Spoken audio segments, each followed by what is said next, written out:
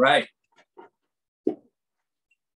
All right. So is everybody excited to start the session? Yay. Awesome. All right. So welcome, friends. This is a workshop today on sleeping better, the fundamentals of sleep management. And I'm sorry for the background noise, as it just started really raining hard and being a bit like thunderstorm outside. But that doesn't interfere with the way you can hear me, I hope.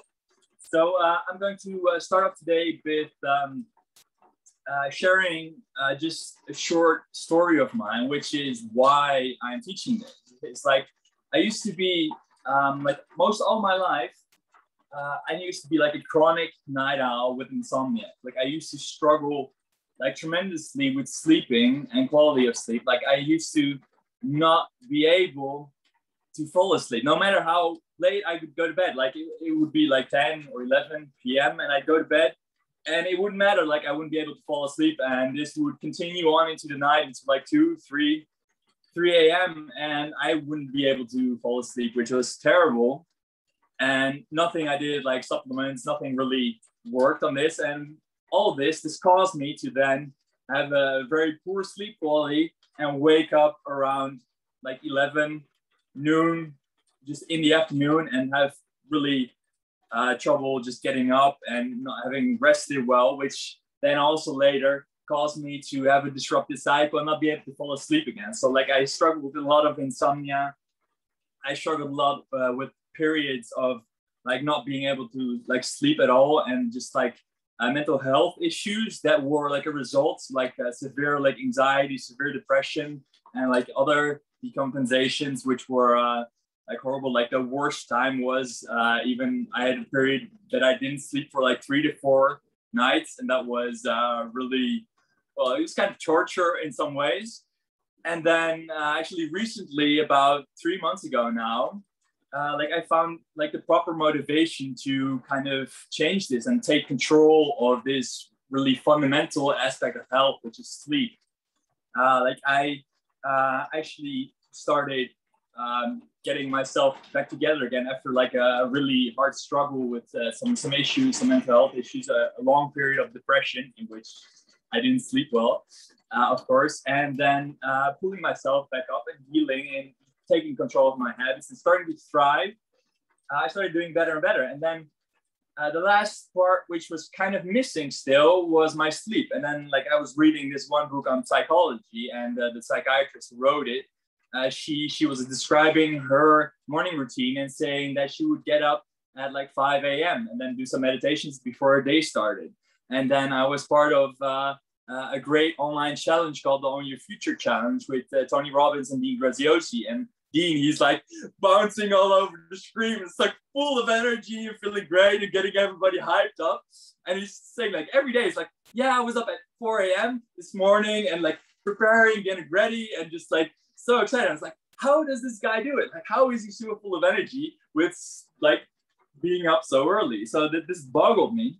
And then also Joe Dispenza, which I've been, Dr. Joe Dispenza, I've been doing his meditations as well, which has been greatly beneficial. He talks about his morning routine of getting up at 4 a.m.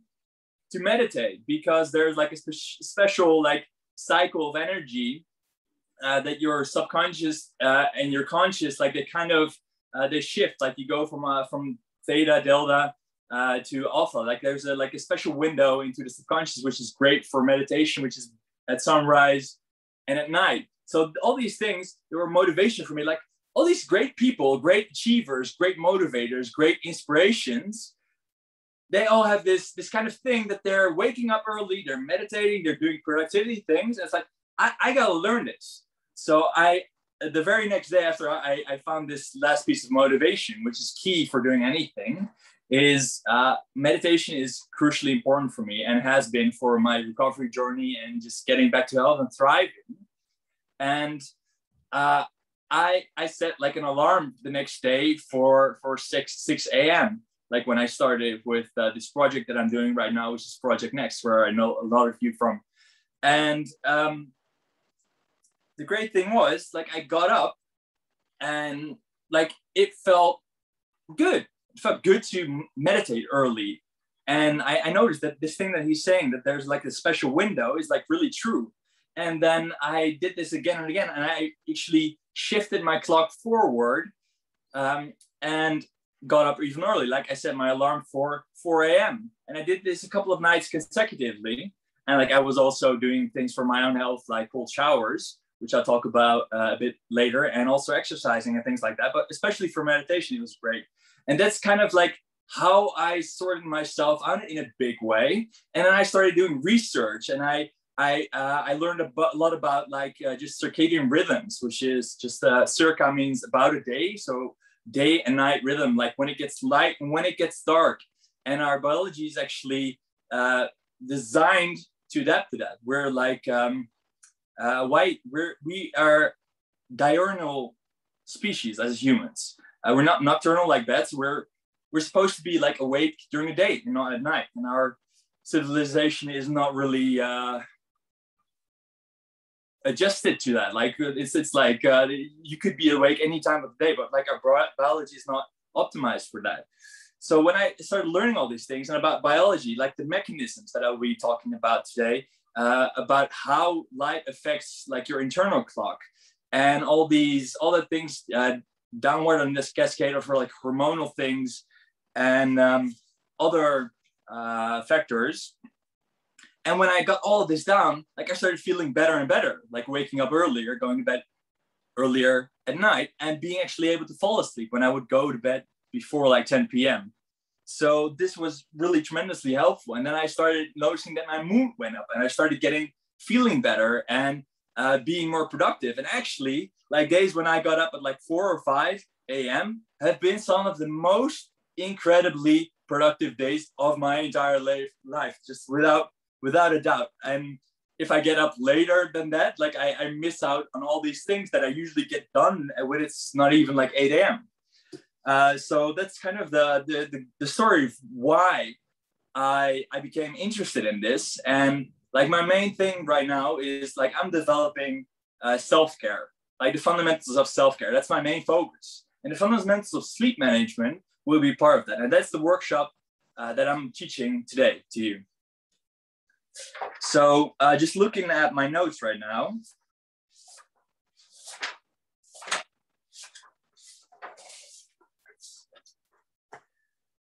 So the purpose of this workshop is to answer 3 questions. Why, how, and what?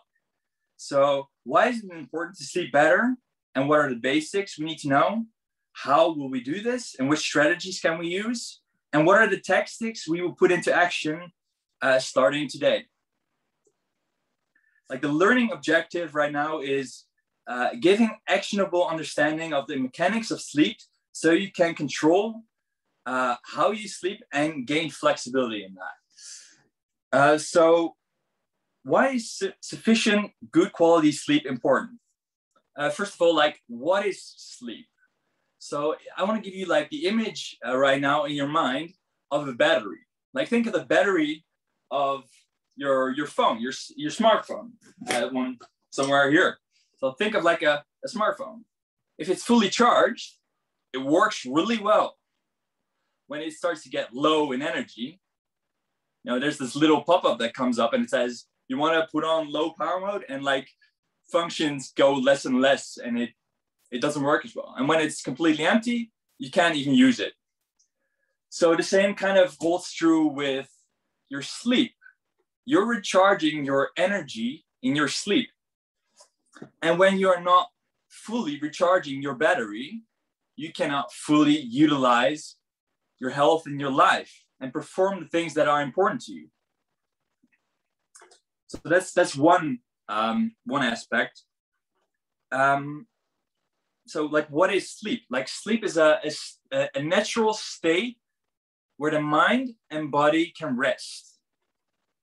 So the mind and body can rest at sleep. This is like a time to recharge. And there are, so sleep is a natural state of resting and recharging.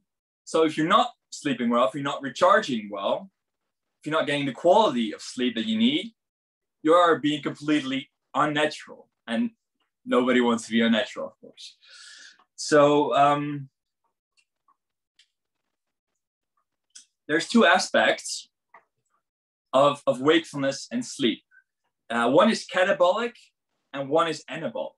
Anabolic is like healing, restoring, recharging, and catabolic is breaking down.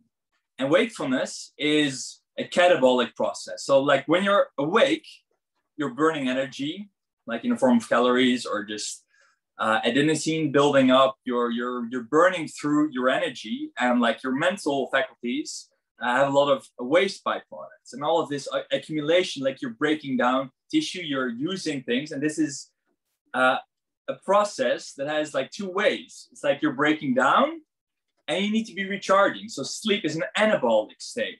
Anabolic means like you're recharging, like you have a lymphatic system, which is like your body's waste removal system. Like it removes like anabolic or metabolic waste. It repairs tissues, cells get regenerated, rejuvenated, and the brain actually has a similar system, a waste management system. The lymphatic system can reach into the brain to clear out things there because of the blood-brain barrier, which is like what controls what comes in and goes out of your brain. But your brain has a similar system called the glymphatic system, which is your brain's waste management system. And this is a very important system because like when you're learning and growing and developing and you're actively focusing and like reading things, you're working, all these things, there's a buildup of waste that gets stored up in your system. And this waste needs to be removed. And this is what the glymphatic system does. And this glymphatic system is 10 times more active when you're asleep. And this is basically like your waste removal makes space for learning, for development, and for growth later. So like all the waste that's being removed is making space for like all the things that you're learning and doing and need to be focusing on, concentrating and recalling and all these things. And you cannot do this properly if there's a waste buildup. Like think of the waste management in your house. If you have like a garbage can, you don't take out the trash, you don't do the dishes, like dishes pile up, like you don't wash out like the pans, like there's a kind of specific image that you come to mind of how your kitchen starts to look really fast, and it's really not so sanitary, and it gets really gross and really out of control really fast if you don't take care of the waste. The same kind of works with your mind, with your brain actually. Like really important processes in your brain and body need to be disposed of and regenerated through glymphatic and the lymphatic system. And this happens during sleep. So during sleep, when this waste removal is taking place, is when you're restoring. And if you're not getting enough sleep, which is one factor, but a more important quality factor is quality sleep, actually. Like quality sleep. And I'll talk a bit more about this later when there's a prime time, which is funnily called like money time. Like I'll get to that later. But this is why you want to be sleeping well. So like think of like this waste buildup. It's like a kitchen full of dirty dishes and garbage piling up. And, you don't want that. And that is happening with your brain if you don't have enough sleep, enough quality sleep. And it's like your iPhone, when you're charging it, like you plug it in for a little bit, but it doesn't get fully recharged. It depletes really quickly. Think of that like when your brain is like full of like waste and you don't completely take care of it and regenerate and rejuvenate, then there's a lot of things that happen, like actually buildup of waste in the brain is like linked to diseases like Alzheimer. Alzheimer is linked to like improper like lymphatic drainage and buildup of plaque and waste in the brain. So sleep is really, really important because it's a heightened state of growth and rejuvenation of immune, skeletal, and muscular cells, which is it rebuilds and keeps you youthful. High quality sleep fortifies the immune system, balances hormones, boosts metabolism, increases physical energy, and improves brain function, which is really important for all of this to be functioning optimally. So the right amount and quality of sleep allows you to do physical and mental activities that you want to be doing. And lack thereof, you don't have as much bodily and mental functions available. So like in our society, there is like a kind of a sick mindset that people have, is that like I gotta work more, work, and like sleep later. I'll sleep when I'm dead, is what a lot of people say. And like with all the important things that sleep actually does for recovering your health, that is actually quite accurate. Like when you sleep when you're dead will be a lot sooner if you're not sleeping well and getting the quality. So like culturally, a lot of people are burning like the candle on both ends, and you get to the middle and you're burned out, and a lot of people are experiencing burnout. And a factor in that is like poor ability to rest, relax, and recharge, and not get enough sleep and quality sleep. So just to give you like a little bit of a number right here. So like 24 hours of sleep deprivation causes your brain a reduction of 6% in glucose ability uptake. So your ability to utilize glucose in your brain, which is energy consumption in your brain, goes down 6%.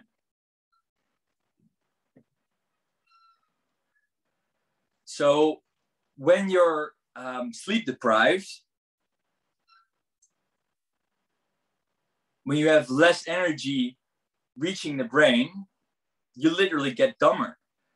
And this is when cravings occur. Like less glucose is where cravings for like fatty, sugary things come up. It's like if you ever had any ice cream, your body knows that it can quickly get some glucose in. So that's when like a trip to the fridge, or like the snack bar, or some kind of like fast food joint like occurs, or pizza. It's just really a go-to thing. So like this is a survival mechanism, because we need our brain to function properly. Like historically speaking, if we had impaired brain function due to lack of sleep, for example, that would mean that we could be lunch for some tiger or some monster or wolf or whatever. So that's why there's like a drive to like increase this glucose. And we're not in that environment anymore. We're in an environment where like a reach for like some Doritos or a cheese puffs, or like some ice cream in the fridge or something like that is really easy. So bad decisions actually happen when the brain is deprived of glucose. And also something that happens is poor decision making. So we might say that we want to care for our health and eat healthier. We want to exercise and we want to have good judgment and decision making when we're choosing like relationships and things like that. But when our decision making faculty is impaired, we're much likelier to make poor decisions. And that can have like tremendous consequences, as you can imagine. If you're like eating or having relationships with bad decisions, you get my idea. So a study was done at universities, and that was that poor sleep was actually completely comparable to binge drinking and marijuana consumption for ability to perform academically. So learning is impaired significantly to the level of either binge drinking or marijuana use when you're sleep deprived, which is massive, of course. There was another study done by physicians in a study in Lancet, which had it's like working versus being effective. So like this culture that I talked about earlier is like getting more work done, like staying up late, taking over shifts, like not really resting properly, working into the night, all these things. Like studies have found that sleep deprived individuals took 14% longer to complete the task and made 20% more errors compared to well-rested individuals. So this study that was done sees that like 40% less longer to complete tasks and 20% more errors compared to well-rested groups. And this means also if you're making more errors, that also means that you're taking longer to complete the tasks that are important for you to complete. So sleep deprivation is like massively significant. Like the counter side of this study actually indicate that sleeping properly, getting well rested, actually has a significant boost in like quality of performance. Like you're working 14% faster than people that are sleep deprived. You're making 20% less mistakes. And there's actually like some statistics that indicate that people that are sleeping poorly are involved in like way more accidents. So it's like actually quite fatal to be driving and like falling asleep at the wheel, for example, because you haven't slept right for a couple of days. So sleep is actually rehab for your mind. Like you're rehabilitating your mind and body when you're sleeping, which is massively important. So lack of sleep is linked to like evolutionary problems, but sleeping properly is an evolutionary catalyst. So you think that like things like, speaking from a perspective of evolution, that we would need less and less sleep to be more effective, things like that. But that does make actually sense because like when for example, when we're resting, like as I said earlier, is that humans are like diurnal species. So we need to actually be asleep when it's dark and awake when it's light. That's like how we're designed. If you look at other species, like if we would be rummaging about during the night, for example, in some prehistoric forest, like our vision is terrible at night compared to like a lion who has like 20 times more like optic cells, which can like distinguish us and devour us before we are even seen. Like we don't have the hearing, like we don't have the smell to detect threats like others do, but we are really effective during the day, and that's like our strength. So that's from an evolutionary standpoint. Another thing is that cells eat, communicate, reproduce, and make waste. That's like how our cells behave, just like us actually. And waste removal is the most critical part of getting quality sleep. Like I talked about the lymphatic system, like how it works. And like another thing is like about the lymphatic system is actually when this waste removal is taking place in our brains, actually our brains shrink to about 80 to 60% of their normal size to allow for all this waste to take place, which is really interesting. And that's a more effective way of removing waste. Like my earlier example of like the kitchen and just like getting like a massive like something to just clear out all the trash. But with the buildup, that doesn't happen.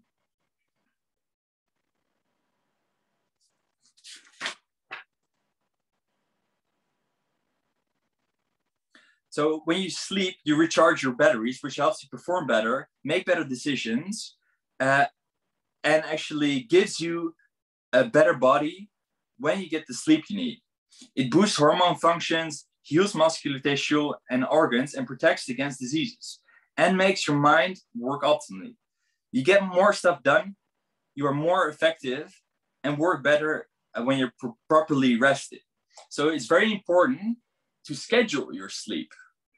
Like anything that is important to you in your life. If you have a dentist appointment, like you're gonna schedule it. Like if you have a work appointment, you will schedule it. If you have a Zoom meeting or a workshop, you will schedule it if you want to be there. or your work day or anything that is massively important. But all the things that you've learned now about how critical sleep actually is to you being able to perform and live the best life that you can, why are we not scheduling our sleep? So like, I would like you to think of sleep now as the most important thing for your health from this day forward, because you can exercise all you want, you can eat really healthy all you want, but if you sleep poorly, like none of these two things are really going to help. Because for instance, like one day of sleep deprivation, like one night of poor sleep makes you as insulin resistant as somebody who's a type 2 diabetic. So like your insulin level, which is like your ability to deal with like carbohydrates and energy consumption, and your ability to be full, and just like energy management through metabolism, is severely impaired through sleep deprivation. And like from experience, like I know that like if I had a night of bad sleep or no sleep, like the next day I don't feel hunger at all, or I feel kind of like nauseous in some way, which is not very pleasant. And this is like an explanation for why that happens. So I would like you to consider like scheduling your sleep as the priority for your health. And I'll talk a bit more about some things you can do for this a bit later. Thomas, Thomas, yes. Sorry, because I'm taking notes. Could you just run through those all those benefits again? Because there's quite a great list there that you mentioned. Is that okay? That would be. Or I can listen to the recording. It's not a problem. Yeah, that would be better. Like I have to kind of go back a bit, but like we will do a question and answer session, like a Q&A at the end of this. So for any of you, like any questions you have, like write them down, and like we will get to that at the end of the session. All right.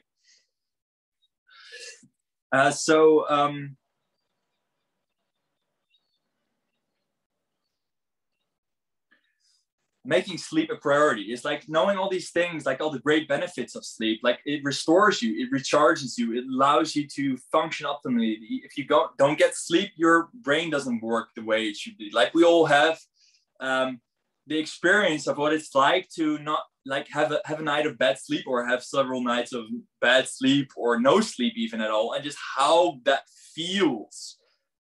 But compared to that, like actually very few of us actually know what it feels like to have a really good night's sleep, like to be really just to wake up and be fully rested, fully recharged, and feeling great.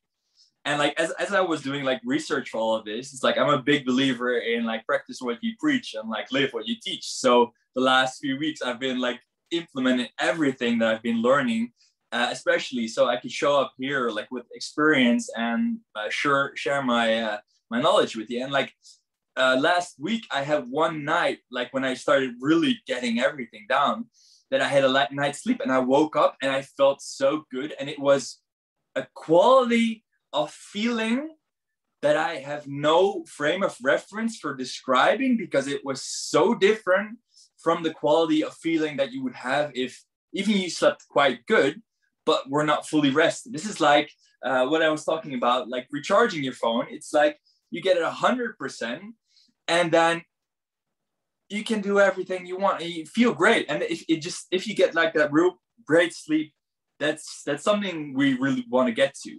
And like with the tactics and strategies I'll share a bit later, like we'll get you on your way to being there as well. So sleep is really important. I would like you to adopt the mindset of that.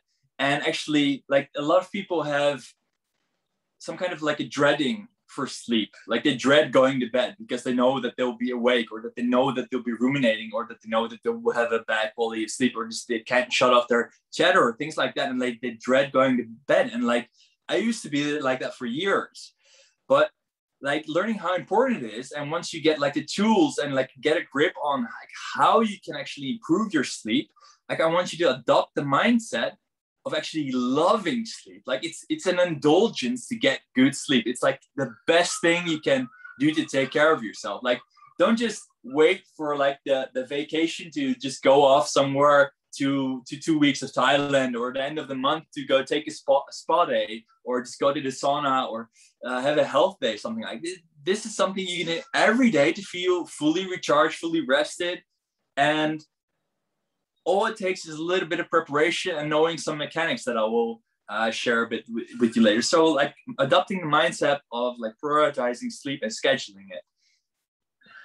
Because the negative side effects of sleep, like not having enough sleep, like this is from the NHS, the National Health Service from the UK.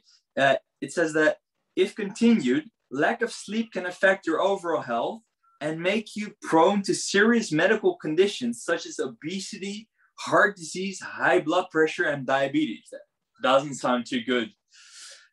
Similarly, other effects of sleep deprivation include mood changes, so things like anxiety, depression, other mental decompensations, let's call it like that, memory issues, trouble thinking and concentrating, weakened immunity, being accident prone, like I said earlier, weight management issues, like all these things that are like detrimental issues of sleep. So that's really why it is important that we get this down, because like most people don't think about this, but like sleeping is something we do every day, or we should be doing every day. Thomas, but yeah, can I say something here? Just to sure. say something. I was in a car accident. I almost died. It was because of my insomnia. Oh my God. Wow. Yeah. Thank you for sharing that. There you go. Well, there you go. Live example. Like that is significant. So like it is important.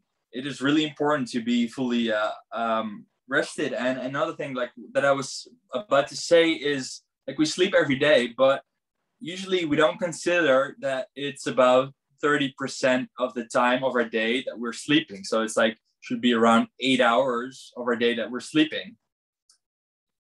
But that is also 30% of the rest of your life.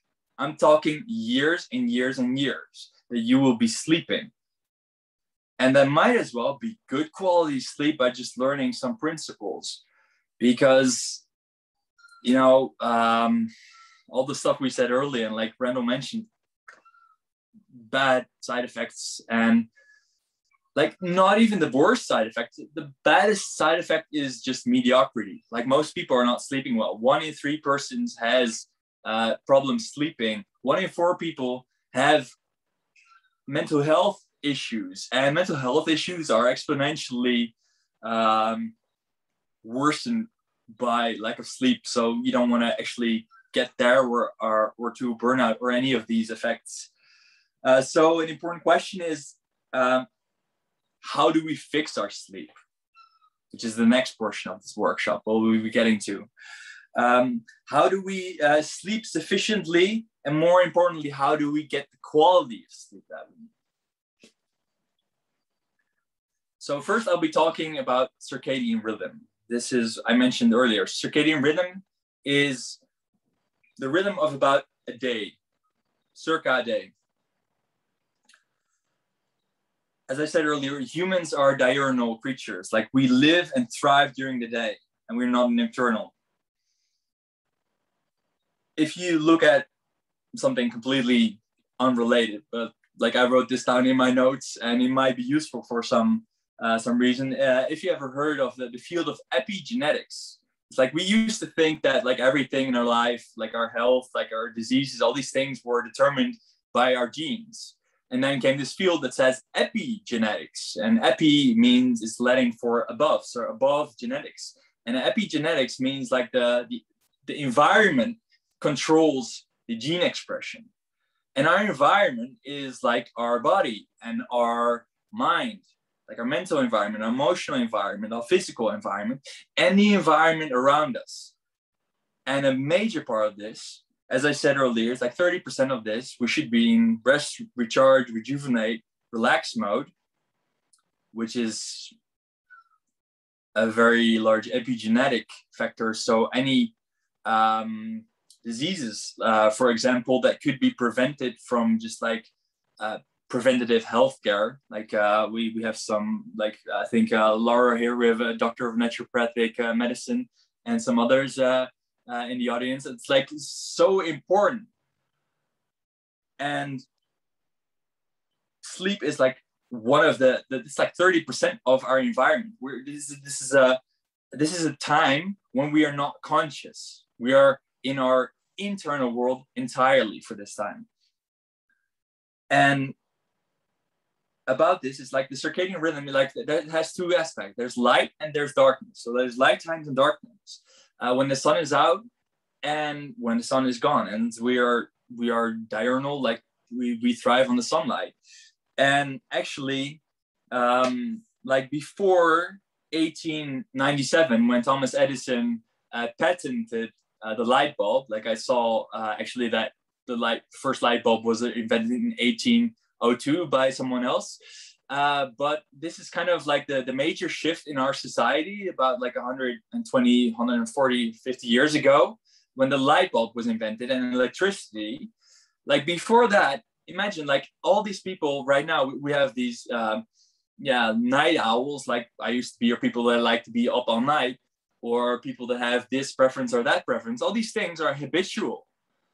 150 years ago, everybody was a morning person. Like you would get up earlier than sunrise, or at sunrise, to go out, work the fields, things like that. Some crops need to be tended to. And like even historically, evolutionarily, like we would get up before dawn because that's when we had to kind of scurry around the camp, like make preparations, start hunting, things like that, and prepare for the day. As well as when the sun would set at night, that's when everybody would go to sleep. Like we had candle lights, which I'll talk about later, which is a incandescent light, which is not harmful, by the way, for setting your circadian rhythm. But that was all that we had. And we would go to bed around sunset. And midnight actually used to indicate the middle of the night. So people would be probably sleeping from like 8 p.m. till like 4, because that's the middle of the night, and that's 4 hours of sleep. So that's an interesting thing. And in our society, like our circadian rhythm, let me go back to that. The circadian rhythm is, we have an internal circadian rhythm that is set by light. So when we would wake up naturally, that would be because the sun that we see outside is at a low solar angle. And the low solar angle sun, which is within the first 3 hours, 1 to 3 hours of sunrise, or approximately between 6 a.m. and 8:30 a.m., is when there's a specific spectrum of light outside. There's a combination of like blues and yellows, which is very beneficial for us for setting this circadian rhythm. And there's actually, we have an internal clock, which is called the Suprachiasmatic Nucleus, which is a little internal clock above the roof of our mouth that signals all the cells and all the organs and all the tissues in our bodies, and sets the rhythm and clock, and sends out a pulse of energy to set the clock internally. And this suprachiasmatic nucleus can only get signals actually from one place, and that is from the retinal cells, like the retina, the eyes. There are cells in the eyes, which are called retinal ganglia, specifically melanopsin ganglia, which are light-sensitive cells, neurons. Like neurons are like neural cells, and these are light-sensitive, and they are at the bottom side of our eyes. So they're placed there. They're specifically seen. If our eyesight is here, they're the way that lenses work, the optics of lenses, is that they see the how do you say this? The upper visual field, and sunlight in its low solar angle, in the specific like wavelengths and frequencies of these lights of yellows and blues, is what is needed to anchor our internal biological clock, which is our circadian clock, which is the suprachiasmatic nucleus. And this is actually the only way that this clock gets activated, and that's through the anchors of like sunrise and also sunset later for indicating the end of the day. So seeing the sunrise is an indicator to our system that it's time to move up and about. You get like a pulse of cortisol and epinephrine, which wakes your system up, and it's time to start moving and be up and about. And that's what wakes you up.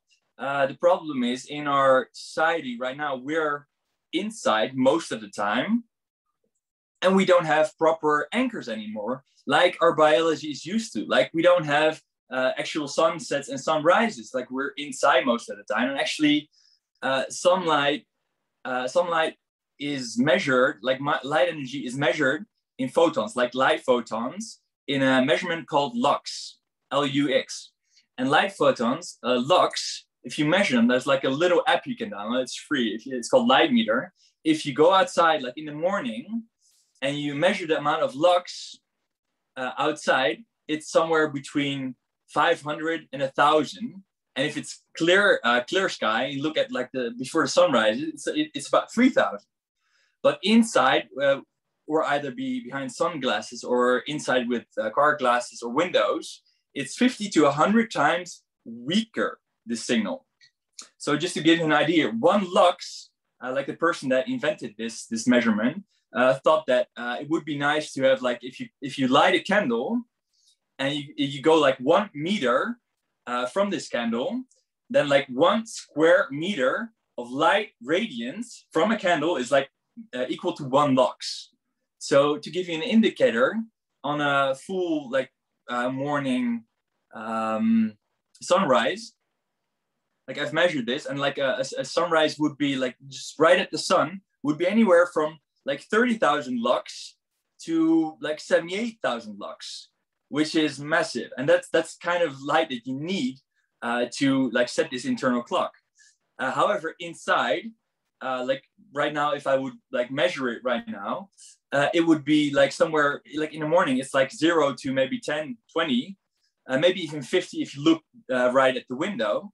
But that's how weak it is. And that is not sufficient to set your internal clock. So the best thing you can do to actually set your biology up to have a good night's sleep is to set your circadian clock by getting exposure to outside sunlight in your eyes, because the melanopsin cells take this lux energy, send this little signal to the suprachiasmatic nucleus, which sends all the signals to wake up and set your internal clock and circadian rhythm to be awake, to be wakeful, to be energetic. And doing this for even 2 to 3 days is enough to kind of get you right, kind of set like an anchor. And just doing this will dramatically improve the quality of your sleep, because the moment that this internal clock sends out the signal, like a pulse of cortisol, and gets like adrenaline gets shut out to your system to be awake, and 12 to 14 hours after this impulse is when you naturally start to produce melatonin. So when you wake up early, get the sunlight, you will naturally start making like the good quality sleep molecule melatonin to help you get quality sleep. So this is like the first thing you can do to anchor your circadian rhythm.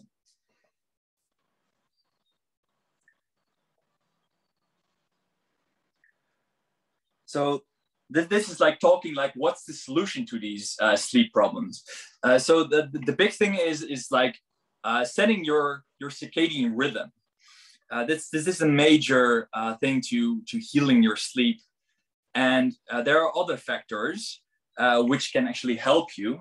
And I will go to them a bit faster because I see that we're already way into the session, and I'm not even close to all the things that I want to talk about. So like, how does this biology work? Like I talk most about how the circadian rhythm is set is through light exposure in the morning. Actually getting this light exposure in the first 3 hours of sunlight, and preferably as close to waking up as possible, will help you sleep better next night. So you're anchoring your circadian rhythm to actually start going back to the way that the day is going. A second way you can do this is not as important, but like sunlight in the morning is crucially important. A second anchor is watching. So backing up a little bit, 2 to 10 minutes of being outside or looking out of an open window is enough to actually trigger this mechanism. Like great thing to do is just like go outside, like get some fresh air, or go for a walk or a run, which I do actually. Like I love going for a run at like 6 or 7 a.m., which is great for other reasons, but mainly for getting this sunlight exposure, which is crucially important. The second thing is setting the rhythm or setting a second anchor, not as important, but still useful for a different reason, at sunset. So like circa like the last hour of sunset is helpful actually for giving a signal to your internal clock, for your internal biology, that it's the end of the day. Time to start winding down and relaxing. Another thing that happens is like these retinal ganglia, these cells in your eyes, are less sensitive in the early days. So they're less sensitive in the morning, but they become more and more sensitive the longer you've been awake. So like all of us have had this experience. It's like you've been awake for a really long time and you see like a bright light or screen or something like that. And it's like, the light hurts my eyes, something like that. So there's a reason for that, is that these cells become more and more sensitive. And actually what happens when you're pulling an all-nighter, what happens is when morning rolls around, like no matter how tired you are, when light hits, like you get this same activation and you get another pulse of like starting to wake up again. This is like a second activation. It also what happens at night if you view bright lights after sunset. So there's like a second activation of this waking up. It's like a cortisol impulse. Like wakefulness and sleepiness is like there's a dance that happens between cortisol and melatonin. It's like in the morning, cortisol's up and goes down later at night, and melatonin goes up later at night. So cortisol, you need to be awake. Actually, it's a stress hormone, which is good for certain things. Chronic cortisol is what bad people like, what people are talking about, but like bad stress things. But what happens actually when you're getting like emails and you're watching TV and like watching action movies and things like that late at night, it actually spikes the cortisol impulse, which helps with staying awake and not being able to sleep, and actually suppresses like light at night suppresses the increase of or secretion of melatonin. So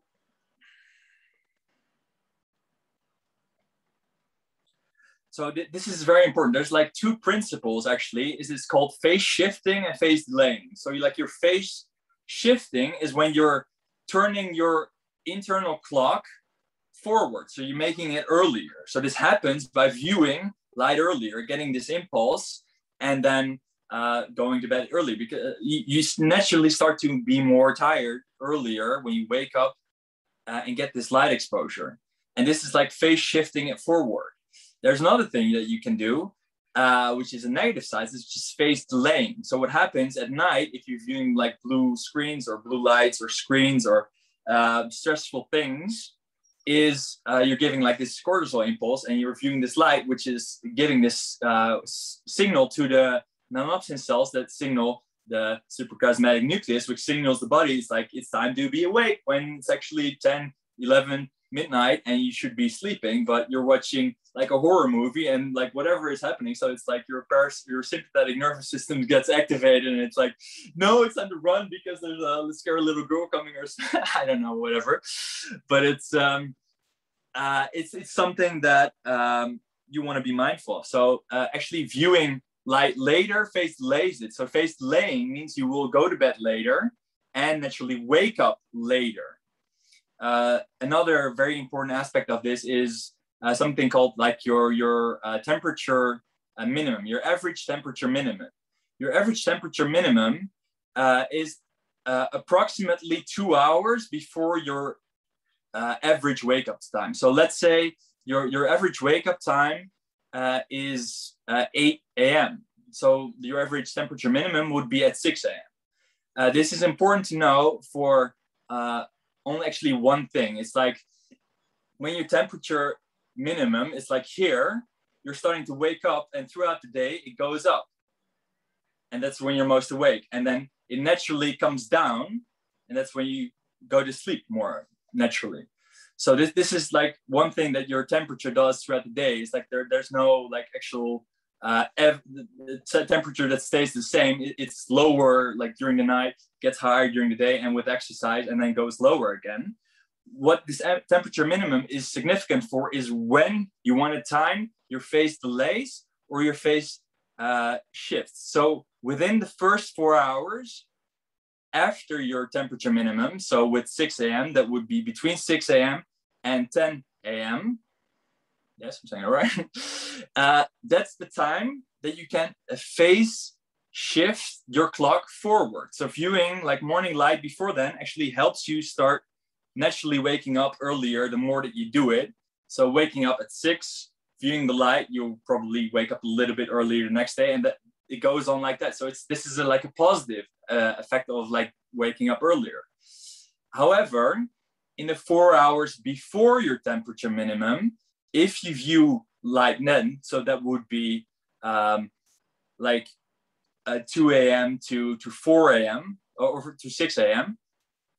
This is what actually phase delays your clock. So viewing light then actually makes you want to wake up less late and go or later and go to bed later as well. So this is important to know just these principles. One thing I use myself is actually there's two factors you can use to augment this actually is hot exposure and cold exposure. Like probably everybody's heard about like taking cold showers, which is great for various things. A great thing, which is taking cold showers in the morning, which actually helps with thermogenesis. So taking a cold shower cools your body down, wakes up internal processes to heat you up, especially as well as like giving a cortisol boost. This is something that helps you shift your clock forward. Actually, a hot shower, a cold or a hot bath will actually, the heat afterwards will actually decrease your temperature lower than it was before. But this takes like 2 hours. So this is a great thing to do like before bed, is taking a hot shower or a hot bath because it will help you calm down. It activates the parasympathetic nervous system, helps you calm down, dilates blood vessels, makes you relax, and all these positive things. So it's like any parent will know that like if you want your kids to have a good night, you put them like in a bath like before, right? And see some thumbs up.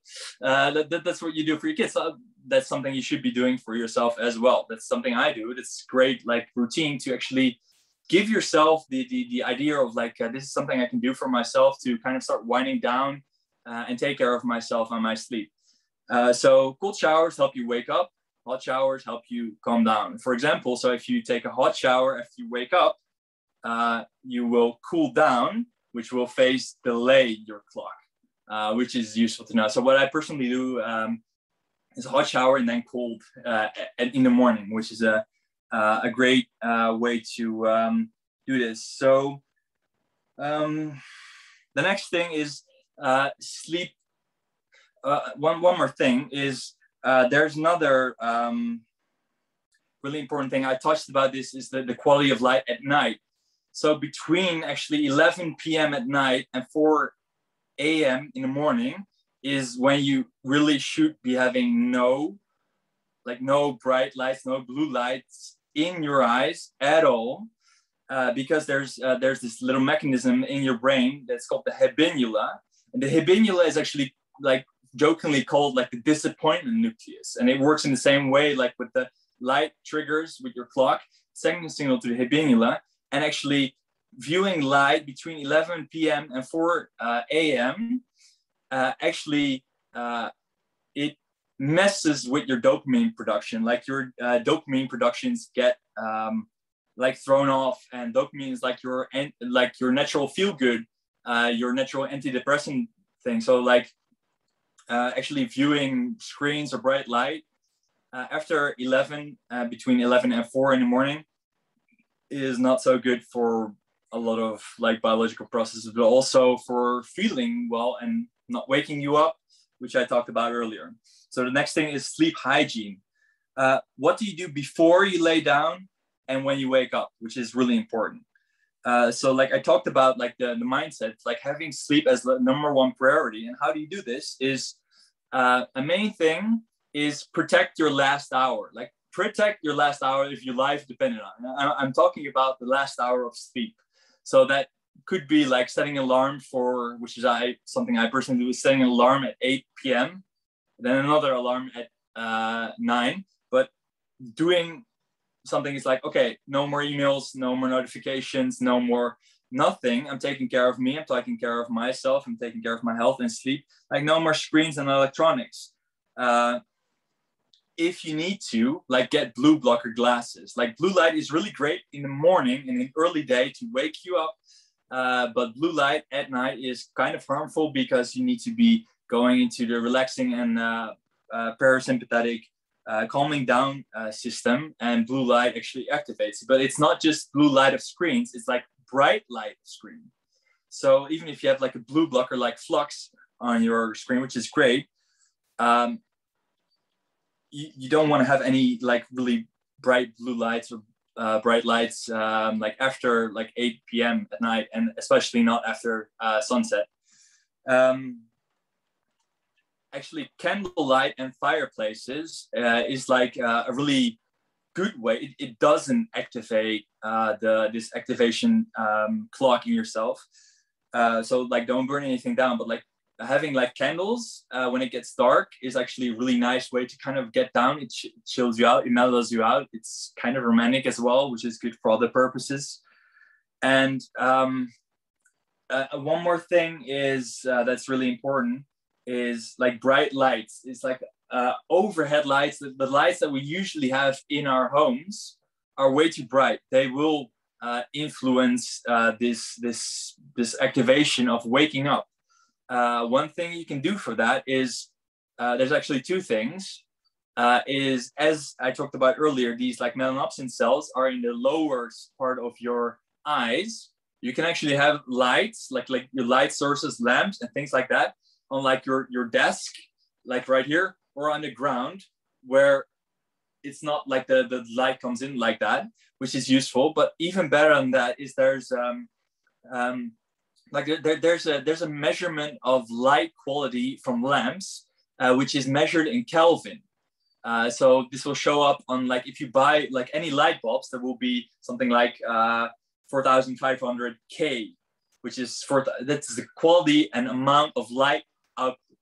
There is an amount and a type of light which is actually beneficial. It doesn't activate like this clock in your cells, in your internal clock, which is like 2,400 K and less. So these are like amber lights, red lights, things like that. If you replace your lights with that, you will dramatically increase your sleep, because you won't be activating yourself when you go to the bathroom or when you have lights out, lights on, and it's in the winter months, for example, and you it's dark at 4 p.m. like it is here in the Netherlands, which is ridiculous. But it doesn't wake you up if you have like these 2,400 K lights, or salt lamps, which are great.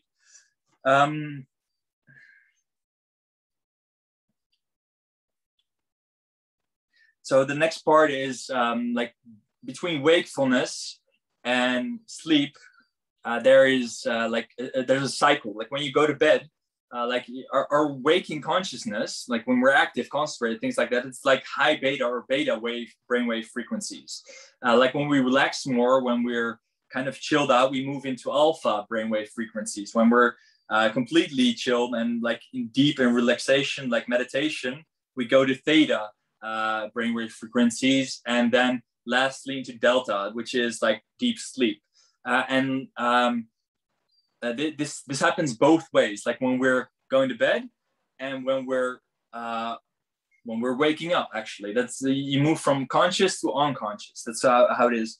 And a great way to actually help yourself in falling asleep is adopting a meditation practice, which is the strongest thing you can do actually to help you with like dealing with chatter and things like that, which prevent you from going to sleep. And studies have found actually that 10 minutes, as little as 10 minutes of meditation in the morning can have a significant beneficial impact on your ability and quality of sleep at night. Even better also is like sleeping or meditating at night in your last hour is a great way to kind of wind down and calm down. A great way of like learning meditation, if you're not familiar with that, is an app called Headspace, which is very beneficial. Other things are like deep breathing, like Wim Hof method breathing, like fire breathing, which are like activation, like deep breath and meditation, breath work, help with activating the parasympathetic, which is the calm, rest, and relax system. Like opposed to like the sympathetic, which is the fight or flight, like active. Like you want to balance between going from active to rest and relaxed.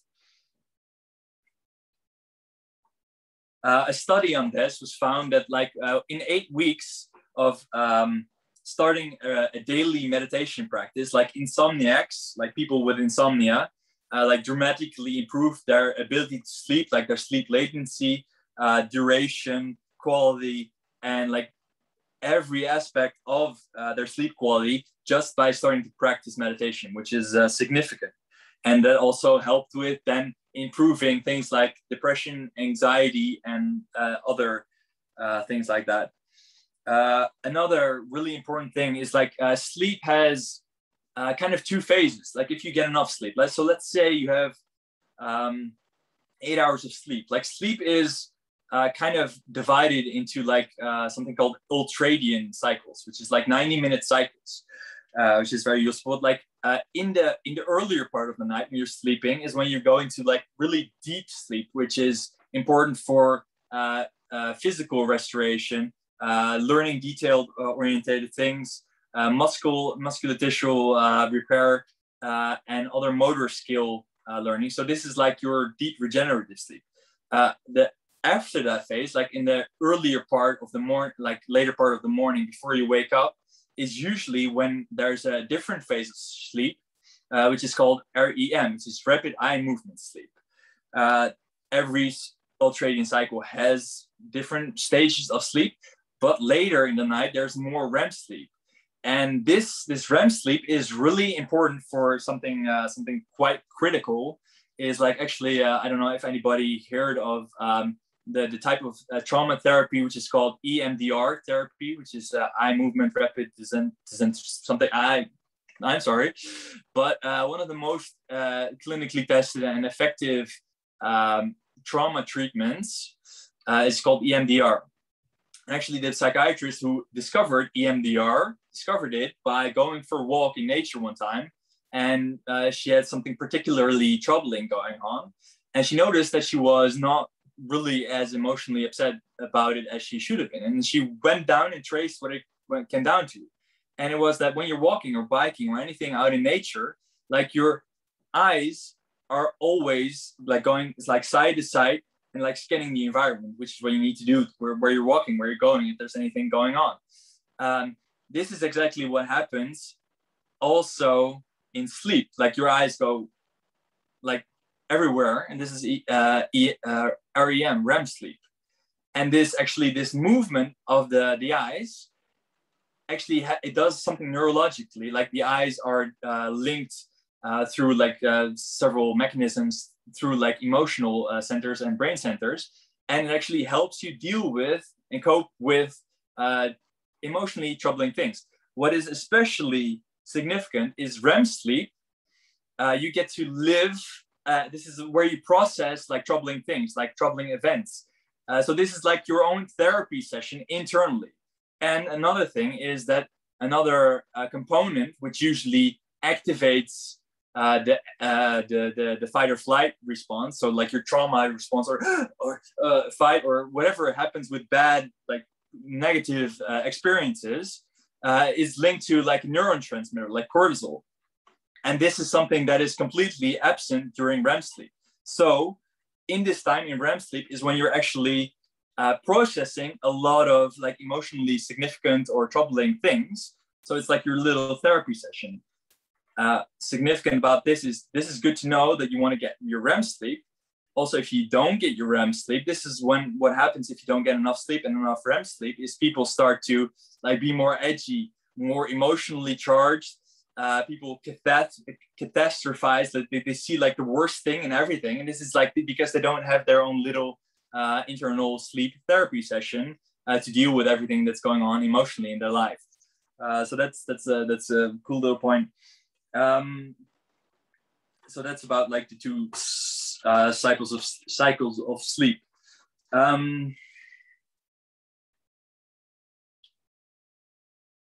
talked about that.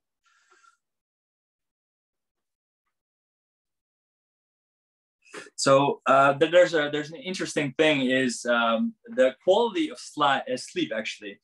There is like a power hours, which is funnily sometimes called the money time, which is between 10 p.m. and 2 a.m. in the morning. There's a lot of very special and beneficial processes in the body going on that having to do with hormonal regeneration and secretion, a lot of cellular repair and activity, human growth hormone gets excreted, all these things. And this is like, it's a funny idea to think of this as money time. It's because like investing in the stock market, it's like investing and sleep. It doesn't really matter how much you invest, it matters when you invest it. Same with sleep. It doesn't matter as much how much you sleep, it matters when you're sleeping. So like the time between 10 p.m. and 2 a.m. is like a really high quality sleep. And like some people even say that it counts like double. So this is like really the time that you want to be asleep and like getting these benefits. Because for example, like if you would go to bed at like 1 a.m. and you would still get your 8 hours, you wake up, you feel groggy, you don't feel rested, you feel foggy. That's because you don't get like all these benefits. Even more is during all of this, like these times, there's like metabolic processes that happen, like hormonal secretions, a lot of metabolic processes. And this metabolic energy, if you're not asleep for it, it will actually wake you up. So if you're not asleep for this, for example, 11 p.m. is like somebody told me, is that there is the gallbladder starts activating. And so like if you don't fall asleep in this window, before this window, you kind of like miss out on a great investment. So what are some good activities to prepare you for a great night's sleep?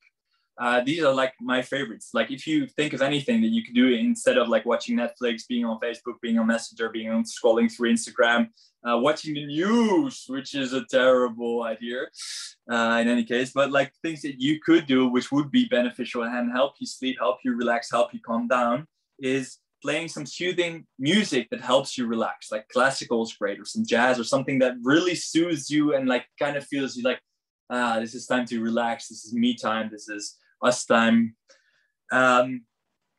Taking a nice hot shower, like I talked about earlier. And like what I like to do even myself is in my shower, you have like a little handle, and the higher you turn it, the hotter it gets. So like, for example, like I would turn it, like this is like where it's at when I usually take a warm shower. When I get in the shower, like you enjoy it. And then when it starts to get kind of like familiar, you get kind of used to it, you turn it up like a little bit, just like a few degrees. When you get used to it, you kind of, and you keep like adjusting it, like just a few, like a centimeter or a few centimeters, or just a little warmer.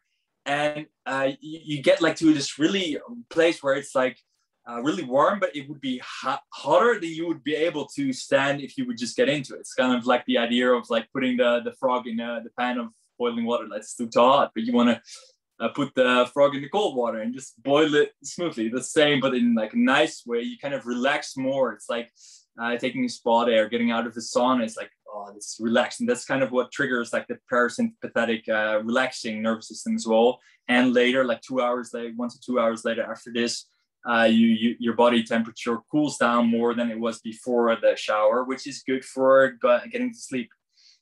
Next is like reading a book, like some fiction, which is like not learning, not activating, not news or anything like, but something relaxing. A great practice to adopt is journaling. like writing down the wins of the day. Like what was your biggest takeaway? What are you just like recounting, just kind of looking back retrospectively. This is a great way to kind of like keep track of your life and where you're at, what's important. And you can also later go back and look on this and like see the journey you've been on and like all the things that you've learned. Another good thing is like gratitude practice. It's like maybe you write down 3 things you're grateful for today and like feel into them for like 1 or 2 minutes. Something I personally do is like I have a gratitude jar, which is like a big mason jar. Like every day at the end of the day, I get like a little piece of paper that I have pre-cut out, and I will just write down something that I'm really grateful for that day. I will date it and I put it back in. And like anytime later, if you're feeling sad or like anything is off in your life, you can always go back and just open up your jar and just read all the great things that you've experienced lately. So that's a powerful practice. Nothing, meditation, really great. I've talked about that before. And some light stretching or yoga, which is great. Another great way to relax the nervous system, calm the nervous system, and relax. So a few last points. We're almost through it. Darkness and quality of light at night.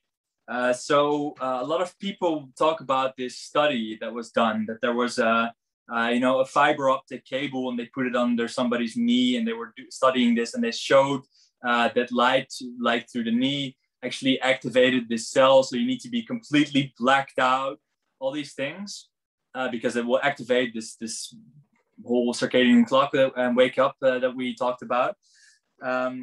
This is something that people don't know, but that study was actually retracted. They found that the light was actually coming through the eyes. When they repeated the study, they found that actually no extraocular, so no light outside the eyes, actually activates any mechanism to do with like this waking up, the suprachiasmatic nucleus. So that's good to know. Like a lot of people don't know this, but that's good to know, because you don't need to completely black out everything and be completely jittery about little lights and things like that. You can just get like a little eye pillow or like a mindful, just black out your eyes, and that will really completely set you for just getting good night's sleep and not having disturbances of light in your environment. And actually that light, melatonin gets produced actually by darkness at night in your pineal gland. So that's useful. If you actually want to naturally wake up with the sunlight, you would want to have your blinds open, things like that, and adjust to that.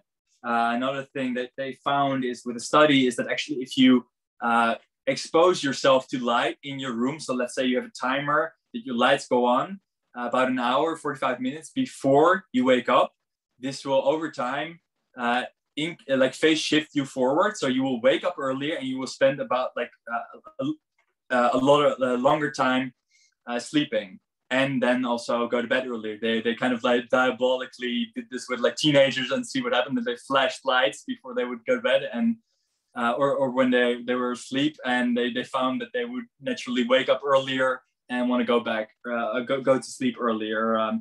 So that's very useful.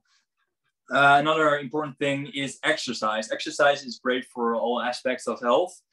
But what's more important is also timing of exercise. So they did like a study of people that were exercising at 7 a.m., people that were exercising at 11 a.m., and people that were exercising at 7 p.m. And they found actually that the people that were exercising at 7 a.m. had a dramatic increase in like sleep quality and overall well-being, as to where 7 p.m. people like had more trouble like sleeping. And this is because when you're training, your cortisol levels go up, your body temperatures goes up. And if you train too late in the day, it will actually hinder your ability to sleep. So like don't train like 3 hours before you want to go to sleep, because that's about the time it takes for your body to relax from that. A big impact is alcohol. 1 glass of alcohol takes about 3 hours to break down. And alcohol has a massive detrimental effect on sleep quality. You may fall asleep faster, yes, but you don't get into deep restorative sleep and REM as well. And passing out drunk is really, really, really harmful because, well, you don't actually access the restorative and regenerative phases of sleep you recover poorly. That's the main reason for people having hangovers, as well as dehydration. For that matter, hydrating after you sleep, like waking up with like 2 glasses of water, is a great practice. Another powerful one is caffeine. Caffeine is a very powerful stimulant. I'm not here to demonize caffeine, but it's great to have like caffeine curfew because of the half-life of caffeine. And a lot of people don't know this, but like caffeine, let's say if you have like 200 milligrams of caffeine, which is equal to like 1 pre-workout shake or like 2 cups of coffee, 200 milligrams, it will take 5 to 8 hours. This varies depending on your biology. And 5 to 8 hours, so let's say 5 hours, 5 hours later, you will still have 100 milligrams of caffeine in your system after 5 hours before having 200 milligrams. 5 hours after that, it will be still 50. 5 hours after that, it will still be 25. 5 hours after that, 12 and a half. So that's significant because caffeine can have a very dramatic effect on sleep quality. And the reason this happens is because of something called adenosine. Adenosine is like a cellular waste product. When you sleep, you kind of get rid of it. You kind of recharge it. Your battery goes up. Adenosine goes down. As the longer you are awake, the higher the buildup of adenosine in your body. And it happens actually in like even more specific phases. There's like adenosine triphosphate, adenosine diphosphate, adenosine monophosphate, which is like the 3 like cells of like energy in your cells. So when it's triphosphate, like you have energy, diphosphate, less energy, breaks down into mono. And when it's just adenosine, this is what actually gives you drive to sleep. Like the longer you are asleep or the longer you are awake, the larger the buildup of adenosine. So 10, 12, 15 hours, you will have like a large buildup of adenosine. And this is actually what causes you to go to sleep. This is what gives you the sleep drive. Like, oh, I need to sleep, right? I'm so tired. This is because of adenosine. And this is quite, it's like adenosine gives you like a sleep hunger. It's like, that's a good, right? It's like when you haven't eaten for a long time, like you're fasted, that's like how hungry you are. This is the same with like sleep and adenosine. It's like having sleep for like 20 hours, you're really, really hungry for sleep. So the reason this is significant is that adenosine and caffeine are molecularly very similar.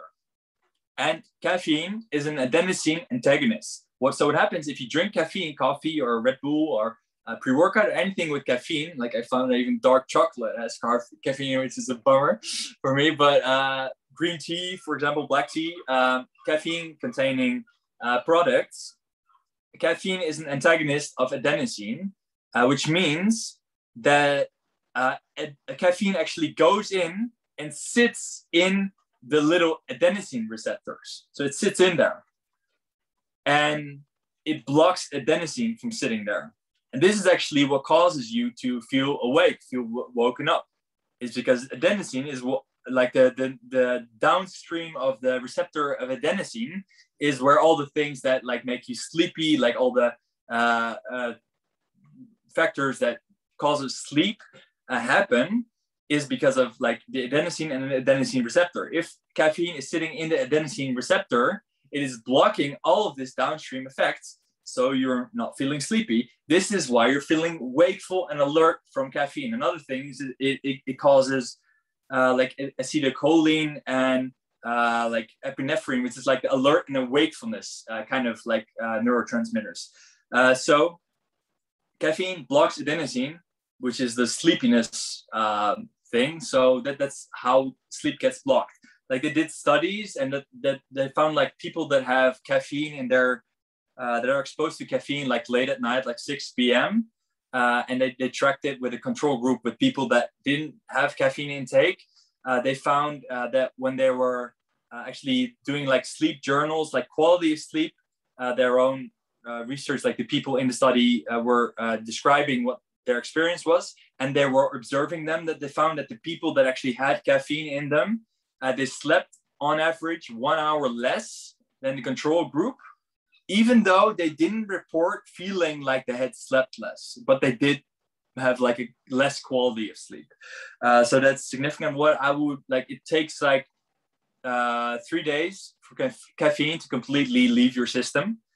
So what I would kind of suggest, if you'd like, if you have something very important coming up where you would need to be awake, for example, that you kind of go on a caffeine diet for a while. So you actually get the full benefits of caffeine, because there are many, many benefits of caffeine, like increasing like dopamine, which is the feel-good thing, as I said. But if you have caffeine, if you use it too often, like you don't really notice it, you just notice when it's not there, and then you feel like shit. And I noticed, for example, like I went off caffeine for 2 months and I felt great. Like I got to know my own energy, feeling good, and great sleep, all these things. And then I used it again. And the first time I used caffeine again, it was like, I was sitting there, I was like, oh my God, like I was on some kind of like illicit substance, and it was really powerful. So it kind of like, it was shocking that it is actually that powerful, and we don't notice it because it's a really powerful stimulant. So the good thing to kind of go off of it for a while, so you can use it to boost you. Use it as a booster. Don't use it as a crutch. Another thing is like this wakefulness thing with the light and the looks in your eyes, the melanopsin ganglia, and the activation of your suprachiasmatic nucleus. That's your natural waking up signal. The caffeine works on a different kind of pathway, and there's another like nucleus. I kind of forgot the name, but that's like the thing that's not as powerful as the suprachiasmatic, but it will also it's like the non-photic receptor for all these things. So caffeine, very powerful. We use it as a boost, not a crutch, because well, it's not good to crutch on anything, actually. So yeah, having like a caffeine curfew, like most people can get off by like not having any caffeine after like 2 p.m., which is a good thing, but like people's sensitivity to caffeine varies a lot. So you may need to like experiment and vary with this yourself. Like, so have like a caffeine curfew is like not after 2 p.m. So let's say you have a cup of coffee at 2 p.m. Like 6 hours later, it's like half the amount of caffeine. 6 hours later, it's half the amount. So like you would be able to sleep, but later than that, and it will influence your sleep. Most people have like an afternoon dip in energy, which is natural if you're waking up early. It's like usually between 2 and 4. Something that's great to do is something called a non-sleep deep rest. It's kind of like something where you either take a nap, you meditate, or you do a practice called yoga nidra. And a lot of people that try to do naps and things like that, they really feel horrible and things like that after that. That is either because they're going into too deep sleep and REM, because their sleep quality at night is off, or because they're sleeping more than 90 minutes, which is an ultradian cycle. But optimal for naps is like 20 minutes to 40 minutes. What is really great is something called yoga nidra, which is like yogic sleep. It's a type of guided meditation that puts your body to sleep and in complete relaxation and rest while your mind is active, and sometimes you fall asleep. But they did studies, and actually it affects the striatum, which is the longest structural basal ganglia in the limbic system, and it's vital for decision making and reward related behavior. And studies show that yoga nidra increases like dopamine production and regeneration in the striatum. So like doing like a little yoga nidra rest in the day when you have like a little kind of dip is a good way to kind of recharge, reset, and feel better. It's not necessarily you can do this like any time a day. Actually, meditation, yoga nidra, these things is very, very helpful. Lastly, I think one thing here, this is an important thing that people don't usually talk about. Is like sleep duration. Like everybody knows that people say, yeah, you need to get your 8 hours sleep, right? Well, actually, what's important is how many sleep cycles you get. So like one sleep cycle is one ultradian cycle. So 90 minutes is one ultradian cycle. It has like light sleep, deep sleep, REM sleep, and deep non-dream sleep. It's like the 4 cycles of one dream cycle. So like 4 ultradian cycles is 6 hours. 5 ultradian cycles is 7.5 hours, and 6 cycles is 9 hours. So actually what happens a lot of times is when we have an alarm that goes off and it interrupts like a particular cycle, like we get waken up in deep sleep or in REM or things like that. That's when we wake up feeling disoriented, not feeling well. So it's important that when you set your timer, account for how many cycles of sleep you want. So when they say have 8 hours of sleep, actually you don't want to be sleeping 8 hours, because 7.5 hours is when you get 5 sleep cycles, which is ideal. But like that half an hour more, you kind of go into another one. If you wake up from that, that messes you up. If you're sleeping less, account for that. Or if you're going to bed late, account for that and set your alarm for like 6 hours of sleep, for example. So 4 cycles. This will still give you like the things that you need, and it's best to still get the sleep of like between 10 p.m. and 2 a.m. But this is something that compounds. Like once you get your circadian rhythm to fall in line with like the anchors of light and dark, once you get like this light behavior set up, once you get like your sleep routine set up, it compounds and it gets better over time. And a lot of people talk about sleep debt. Like it's like, yeah, I can just stay up late and blah blah and do work, and I'll just catch up on the sleep in the weekend. That doesn't work. It just messes you up your cycle because you stay up later. The next day you sleep longer. It throws up your complete cycle, and then Monday comes around and it's horrible. So another important thing is consistency. So more important than consistent bedtimes is consistent wake up times, which is after you've kind of got this under control and set up your circadian rhythm to be optimal. If you need to recharge, like you had a bad night's sleep, like doing like a NSDR, non-sleep deep rest, like a yoga nidra or meditation or nap in the afternoon is a great way to kind of like catch up on that.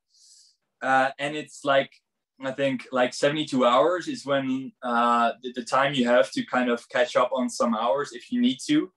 And then it's like doing 1 or 2 days of getting maybe 9 hours of sleep. So going to bed at 9 and then waking up at, well, that would be 6, or for example.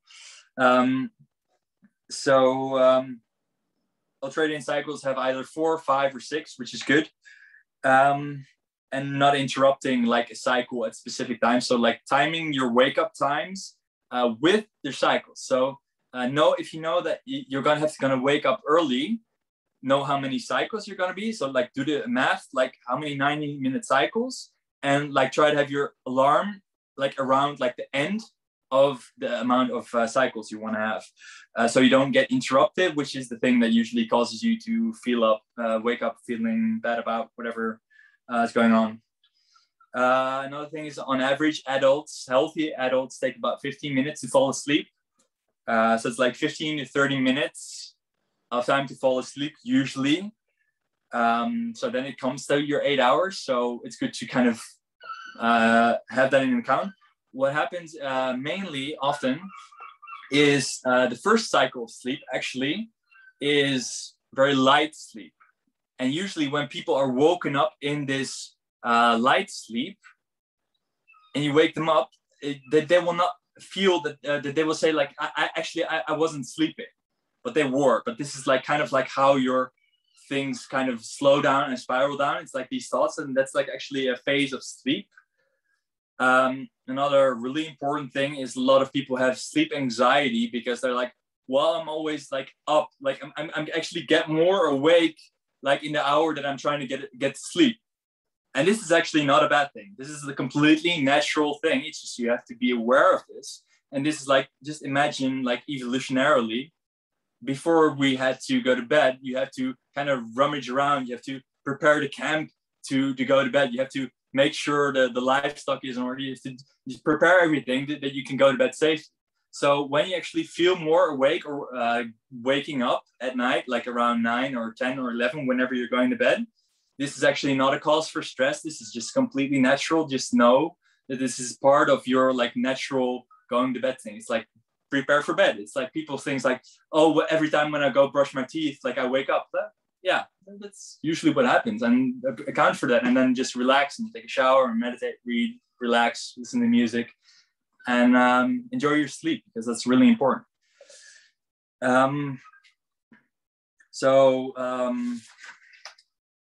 Jesus Christ. I did a lot of work here. So wake up routine is also good. So the first and last thing you do for sleep, like the first thing you do when you wake up and the last thing you do before you go to sleep, is critically important for your well-being. It sets you up for your day and the next day. So in the morning, what I like to do is getting a cold shower, which wakes you up, like due to this cortisol and the increase in temperature, plus other benefits of cold exposure.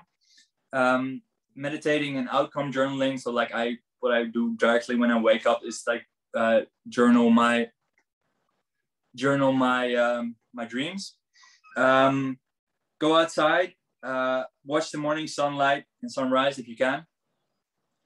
As soon as possible after waking up and within the first 3 hours of the sunrise, when the sun is at low solar angle, because the sun, when it gets overhead, actually that's when the spectrum of light changes. So it actually is not actually useful anymore at all for setting this internal clock. It's like the first hour to like 3 hours, depending on where you are and when the sun's going up and what time of year it is, that are useful for activating this circadian rhythm.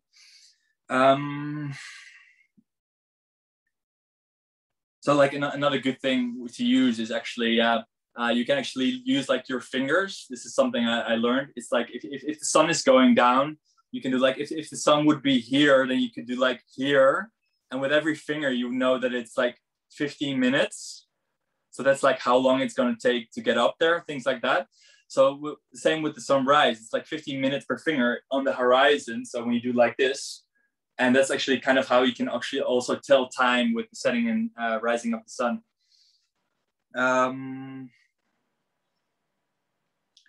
So timing of food and exercise, also useful for kind of setting your circadian rhythm.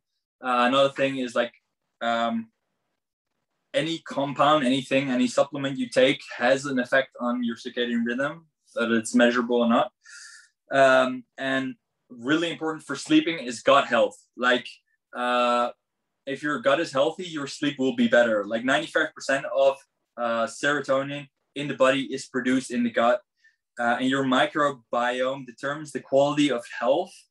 And there's like 300 times more melatonin in the gut than actually in your pineal gland, which is where it gets secreted for sleeping, depending on how it gets activated with the sun. So very simply about gut health, and like most people overlook this, if you are eating crappy processed food and your gut is out of whack and you're deficient in essential nutrients and minerals, best sleep quality is a normal outcome. But all these biological, like natural things will like override a lot of that.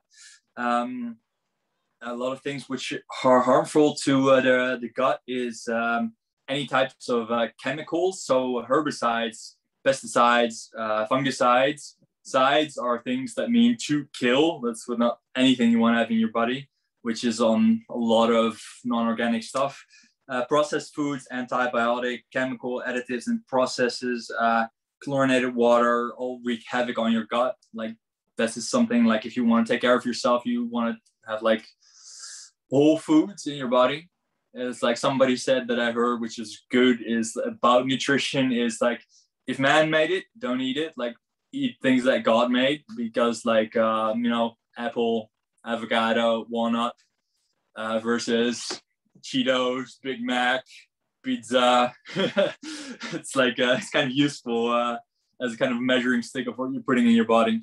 A lot of very useful supplements actually to help you with sleep is the main one thing. If just one thing, it would be magnesium. Magnesium is good for anti-stress, repair, relaxation, balances blood sugar, reduces pain, calms nervous system. It's good as like, there's a lot of types of magnesium. Like I use like magnesium citrate orally, which is useful. People will say that like a recommended dose of what's on the bottle is usually like 200, 300 milligrams. And they say recommended daily allowance. The recommended daily allowance is for minimal survival things. It's like if you want optimal things, like for magnesium, it's like get like 1,000 milligrams. Another one I heard a lot of good things is threonate, magnesium threonate, and topical magnesium. So like creams or sprays or oils that you can use because magnesium, a lot of it that you ingest, like it's something that's essential for a lot of processes. Like all cells in our body, it's like there's like 300 things in processing in the body that need magnesium, and it's something that gets really depleted, and like 95% of the population is deficient in that, and it runs out, and you need to replenish it. It's not like you cannot internally generate it. Best thing with any supplements is getting it from food. Next best thing is high quality supplements. Like supplements, anything you don't want to get like store bought, like store quality, or like something that's in the pharmacy, or like you want to like do the research, do the diligence, and get high quality stuff, because it's like essential stuff. And also with magnesium, don't overdo it, because of it can cause like disaster plans, but I've never had that happen. Deficiencies in vitamins that cause problems with sleep are deficiencies in vitamin C, deficiencies in vitamin D, potassium, omega-3. These are the main things. It's like vitamin C is good to have like through like fruits, like oranges, citrus fruits, and also like ascorbic acid, just vitamin C. Helps sleep issues, and vitamin C deficiency can be characterized as sleep issues and waking up at night. So this helps with preventing that. Vitamin D3 in vitamin form, which is great for preventing like daytime sleepiness. Good thing is to get that from the sun if you can get that from a high quality. Potassium is good for staying asleep. Omega-3 with like deeper and more restful sleep. One little supplement which is really helpful is L5 hydroxytryptophan, which is 5-HTP, which is the precursor of serotonin, really good. And melatonin, if you need to use it externally because you're traveling or anything like that, to help you get a good night's sleep. Melatonin helps you get like good quality sleep. That's the main thing it does. Also, dependency on it can occur, but it's not like you don't generate any melatonin if you're taking it anymore, like some people used to say.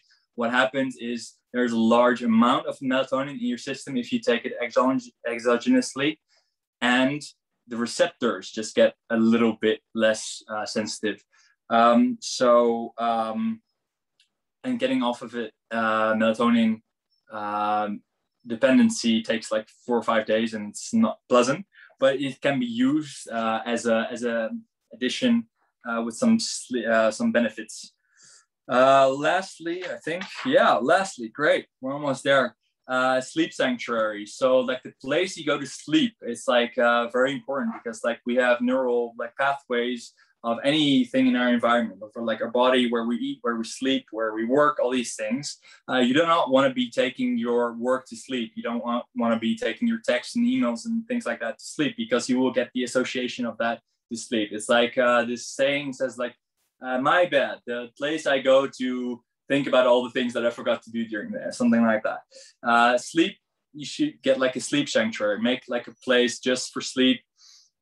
Having some things like really important for quality sleep is largely overlooked. Having a good quality bed, having a good quality pillow, which goes without saying, but it apparently doesn't go without saying, because like, for example, men like a harder, firmer mattress. Women like a softer type of mattress, and there's like varying degrees in that. And there's like places that actually, if you're together, sell mattresses with like one side softer, one side harder, things like that, and places where you can find out which is great for you. If you got allergies, a lot of sleep problems you might be having is because you don't have like a hyperallergenic like pillowcase and all these things and covers. You could get like an air purifier. and cleaning and refreshing it like regularly, and your room and living space as well. On that note, like plants and oxygen in your living sleeping space, having like some plants like the English ivy or the snake plant or lavender are very good. Like plants are good for several reasons, but like English ivy, there's like NASA did like a study that's like the most versatile plant, and actually takes out formaldehyde from the air and it detoxes a lot of air things. It's like a neurotoxin. Snake plant actually takes out carbon dioxide during the night and produces oxygen during the night. Lavender is good for relaxation, and like plants, if you get them, they're really, really nice kind of companions, and they actually kind of boost your way of feeling, because we didn't always used to be in like little boxes. We used to be closer to nature, and that's a way to get a little bit more nature in your room, together with some candles, which is nice at night. Make your sleep space just for sleep, and making love if at all possible. So that's the only thing that your living room or your sleeping room should be for, not for watching TV, not for playing games, not for working, not for all these things. I'm a very bad example of that, because my room is where I do everything, but this is like ideally, and that's not what it will be like for a long time. So yeah, don't take your work to bed. Like set a strict time. It's like no more notifications after 8 p.m. Like airplane mode. Like get like a Faraday bag. Faraday is like a anti-radiation type of thing. It's like you get a Faraday bag and you put your phone in there, and it's like no EMF stuff that comes from it. Very useful. So last question is, do you want TV, social media, and emails, or quality sleep? Like, what do you prefer? What you know now, the question should be easy. So making your sleep sacred is something that should really be a priority for anybody who wants to live a healthy and happy and long life. Because as I said, we're going to be sleeping about 30% of it, so might as well make it good quality, right? Many of us know the detrimental effects of not sleeping enough or having bad night's sleep, but few of us know what it feels like to have a really, really good night's sleep. And I hope I've armed you with some great strategies and tactics and knowledge that's actually actionable, that you can start implementing and living and sleeping and breathing and living better and being healthier. So that was my presentation. Thank you so much for being here, and I will open up the floor now for some Q&A. Thomas, that was amazing. Yeah, clap, because that was awesome. You've got a book there. You've got everything. Yeah, I thought that myself actually a bit earlier. I think you got a book there and a course. Yeah. Well, I got to plug in because, yeah. Really impressed with all the research. So much detail there, Thomas. How long did it take you to get all that information? I started, I think, at like 9 a.m. this morning and worked till 4 to write all these notes. Oh my God.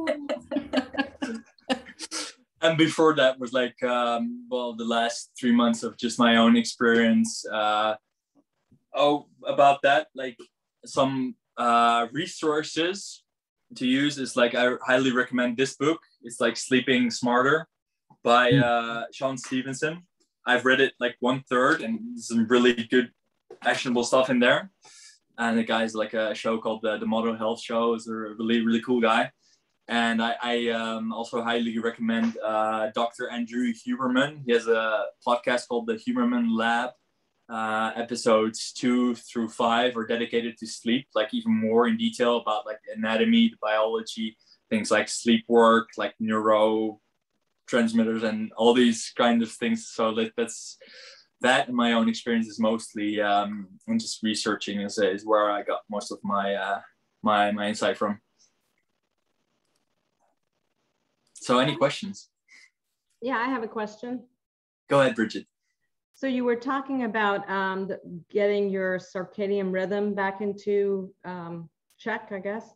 So you said something about a super something nucleus when you were putting your tongue at the top of the roof. I didn't get the second word. Chiasmatic. Okay, so what it's called is the Suprachiasmatic Nucleus. So it's a SUPRACHIAS and a nucleus, and that's like your internal circadian clock giver. And it's not your tongue at the roof of your mouth. It sits like right above the roof of your mouth. That's where it's located in the brain. Okay. Thank you. Well done. You're welcome. Thank you. Yeah, go ahead. Rosemary, hi, good to see you. Hi, nice to see you too. It was great. Thank you. Thank you for sharing all this information with us. It was really useful, and I will try to put some of them into practice because I think we all need better quality of sleep. Our world works against our sleep. Totally. Yeah.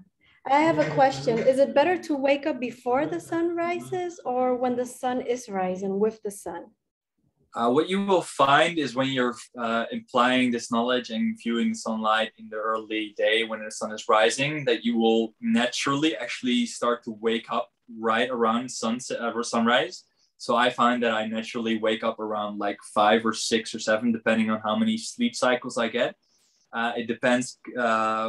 Further than that, it depends more on your preference. So I prefer to wake up before sunrise because I like to do meditation before then, because that's a special window into your subconscious, and it's like literally 100 times more powerful to meditate then than it is when the sun is up. Because when the sun is up, it's like trying to peak here, and like before the sun is up, it's like, there it is. So like it's good for like your habits, what you want to do, and then if you want to get out right at sunrise, that is great. So it depends, like, have you gotten your 10 to 2 a.m. sleep in, which is like a good way to start. And then if you want to wake up earlier than sunrise, that's perfect. It will help you even just to also get up or wake, go to bed late, earlier, sorry, the next evening, because if you watch it, like it shifts forward. And actually, one thing I forgot to mention is, as this suprachiasmatic nucleus is activated by the melanopsin ganglia in the retinal ganglia in the retinal cells in the eyes, is that it is affected by light. And actually, if you want to set this and shift your clock forward, so making earlier, you can actually use something like a ring light, which has a high quality of light, or even like the light on the back of your phone to activate this. It's a high quality, or high intensity blue light, and this will actually trigger this wake up cycle. Like I've done this before, that I woken up at like 4 a.m. and I was like, oh, I feel tired, and just like a couple of minutes of having the little blue light of my phone, the flashlight on the back, just like here's my eye field, like right here, like where the sun would be if I would be watching.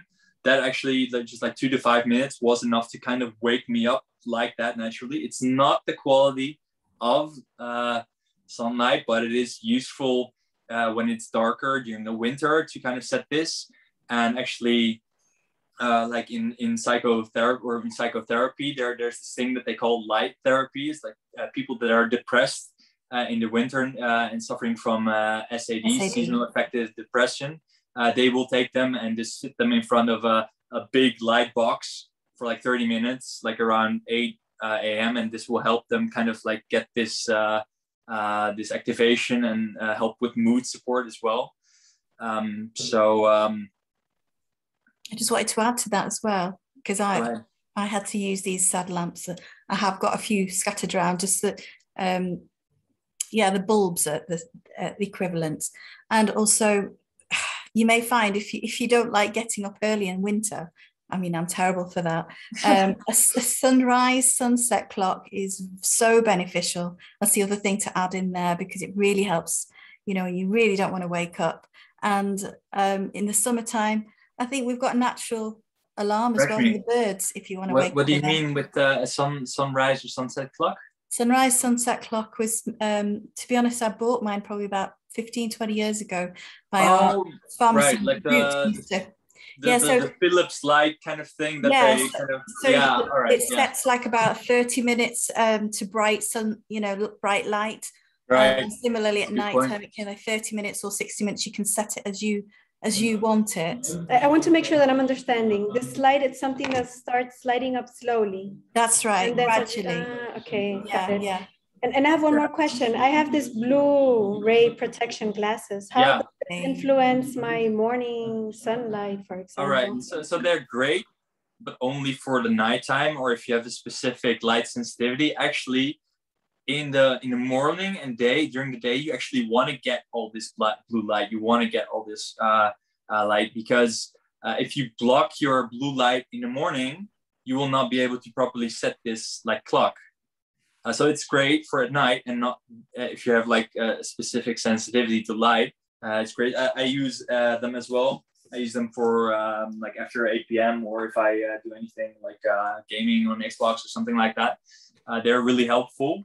But actually during the morning and day, you want to get as much light in your eyes as you can, because the light cells, they're not as sensitive during the morning. They become more sensitive at night. So when they are more sensitive, that's when you actually want to put these on to protect your eyes. For sleeping later on. Yes. Exactly. So like another thing is like there's this statistic that says that like a lot of people with blue blockers that they use is like 6 or 4 hours after the last time you've viewed blue light is when you will start to secrete melatonin. That is true if you set your clock early at night, like 12 to 14 hours later with the sunset and enough blue light, and then you are making enough blue light, and it is already time for your melatonin secretion. But it's not like the cause. It's like it's a preventative cause, so it helps you from protecting against like negative influences at nighttime, especially in the winter when it gets dark early. That's when you want to have these blue blocker glasses on. But as long as it's actually light outside, and especially if you're not viewing any blue light screens after 8 p.m., you should be fine without blue blockers. But for the screens after 8 p.m. is a good time for blue blockers. I have them myself. Like I love these. I got some from Horus X, something like this. They're great. They sit well, and they don't look completely horrible. Like I had some which are they look pretty cool, actually. Yeah, exactly. I kind of look like Bono or something like that. I have some similar like that for night driving as well. Yeah. Very good point. Thank you for bringing that up. Actually, when you're in your car at night, you want to have like blue blockers, and this is actually a thing that if you're in a city, something like that, when you have like people driving by your window, like the LED lights from cars and these things, they will instantly trigger this light activation and mess with your complete circadian rhythm. So good for driving at night, definitely. And if I want to get this light from the sunset, when the sunset is coming, I'm sorry, I have a lot of questions, but I'll try to wrap it up. When the sun is setting, this light is also good, right? This light is also good. And so that means I should take off my glasses as well. Yes, especially for the sunset, you want to take off your glasses because there won't actually even be like any blue lights in the sunset. Or there will be, but not really triggering. But this quality of light, you want to have it unfiltered, because if you're filtering it, then you're kind of messing with like the natural spectrum of light that is actually healthy for you. And like another thing, I don't know if I mentioned this, but like the sunset helps like set your night for set your night for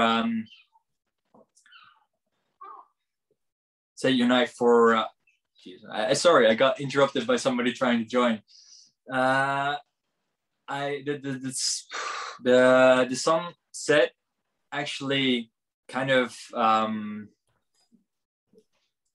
it sets your internal biological clock that it's the end of your waking cycle, so it's time to go to bed. And also this quality of light, it protects your eyes from like damage that would happen later from other light sources like blue lights, things like that. So if you watch the sun set, this will actually help protect you if you would watch some TV, for instance, after that. But okay, during the TV watching, you want to be watching these. and my last question, I just want to make sure that I understood correctly. If you meditate in the morning, this will help you have better quality of sleep in the night. Is that correct? Yes, that's like based on studies. Like even just 10 minutes meditating in the morning will help increase the quality of your sleep at night. However, with any meditation, it also has a compound effect. It's a skill, it's a habit. You have to do it consistently. Like they found, like most studies that have been done on meditation, that like they work if you do it at least like 5 out of 7 days of the week, but every day is best. Just from a perspective of all the benefits of meditation. However, also, what I find personally is meditating at night is very beneficial for kind of introspection, kind of reflection. But like any type of meditation that you're doing, if it's mindfulness, guided meditation, breath work, like any type of specific meditation that you're doing, like there's 100 different types for 100 different people. At night, I find myself is that I'm only able to meditate if I keep it really simple, and that it's just breathing and just kind of like awareness, just meditating, just kind of going internally, not actually focusing on anything. Because at night, like after 8 p.m., if I've been up for the whole day, like I start to be kind of less effective or productive. And it's kind of like you want to relax, you don't want to force yourself to do anything. So meditation is like a skill that you build up. So it's good to kind of have the skill. If you want to do it like in the morning, that's a good way to start. As I said earlier, it's like right around sunrise and sunset, and especially before sunrise. That's like a special window that meditation is especially beneficial. And meditation is great in any case for like 100 different things related to wellness. I think we got someone on here. Jeff is on here. Jeff is a meditation teacher, which is really awesome. So like maybe he can like share some thoughts if he wants to. Thank you very much, Thomas. You're welcome. Jeff, can you give a briefly explanation of what meditation is, please? Well, I mean, it depends on what you mean by meditation. There's, like Thomas was saying, meditation is kind of a catch-all term right now in terms of, you know, it's an activity that it's much like exercise, right? We have the word exercise, but that word means so many different things. There's so many different types of meditation. Like the one that's really commonly practiced and known right now is mindfulness meditation. And that's really where you're allowing, you're taking some type of object and you're using an object to focus your attention. And by doing that, you allow the mind to naturally calm and become more stable. So you develop a capacity for focus, a capacity for stability, and also a capacity for mindfulness, or this capacity to notice when your attention is drifted away from the object itself. Is that helpful, Rosemary?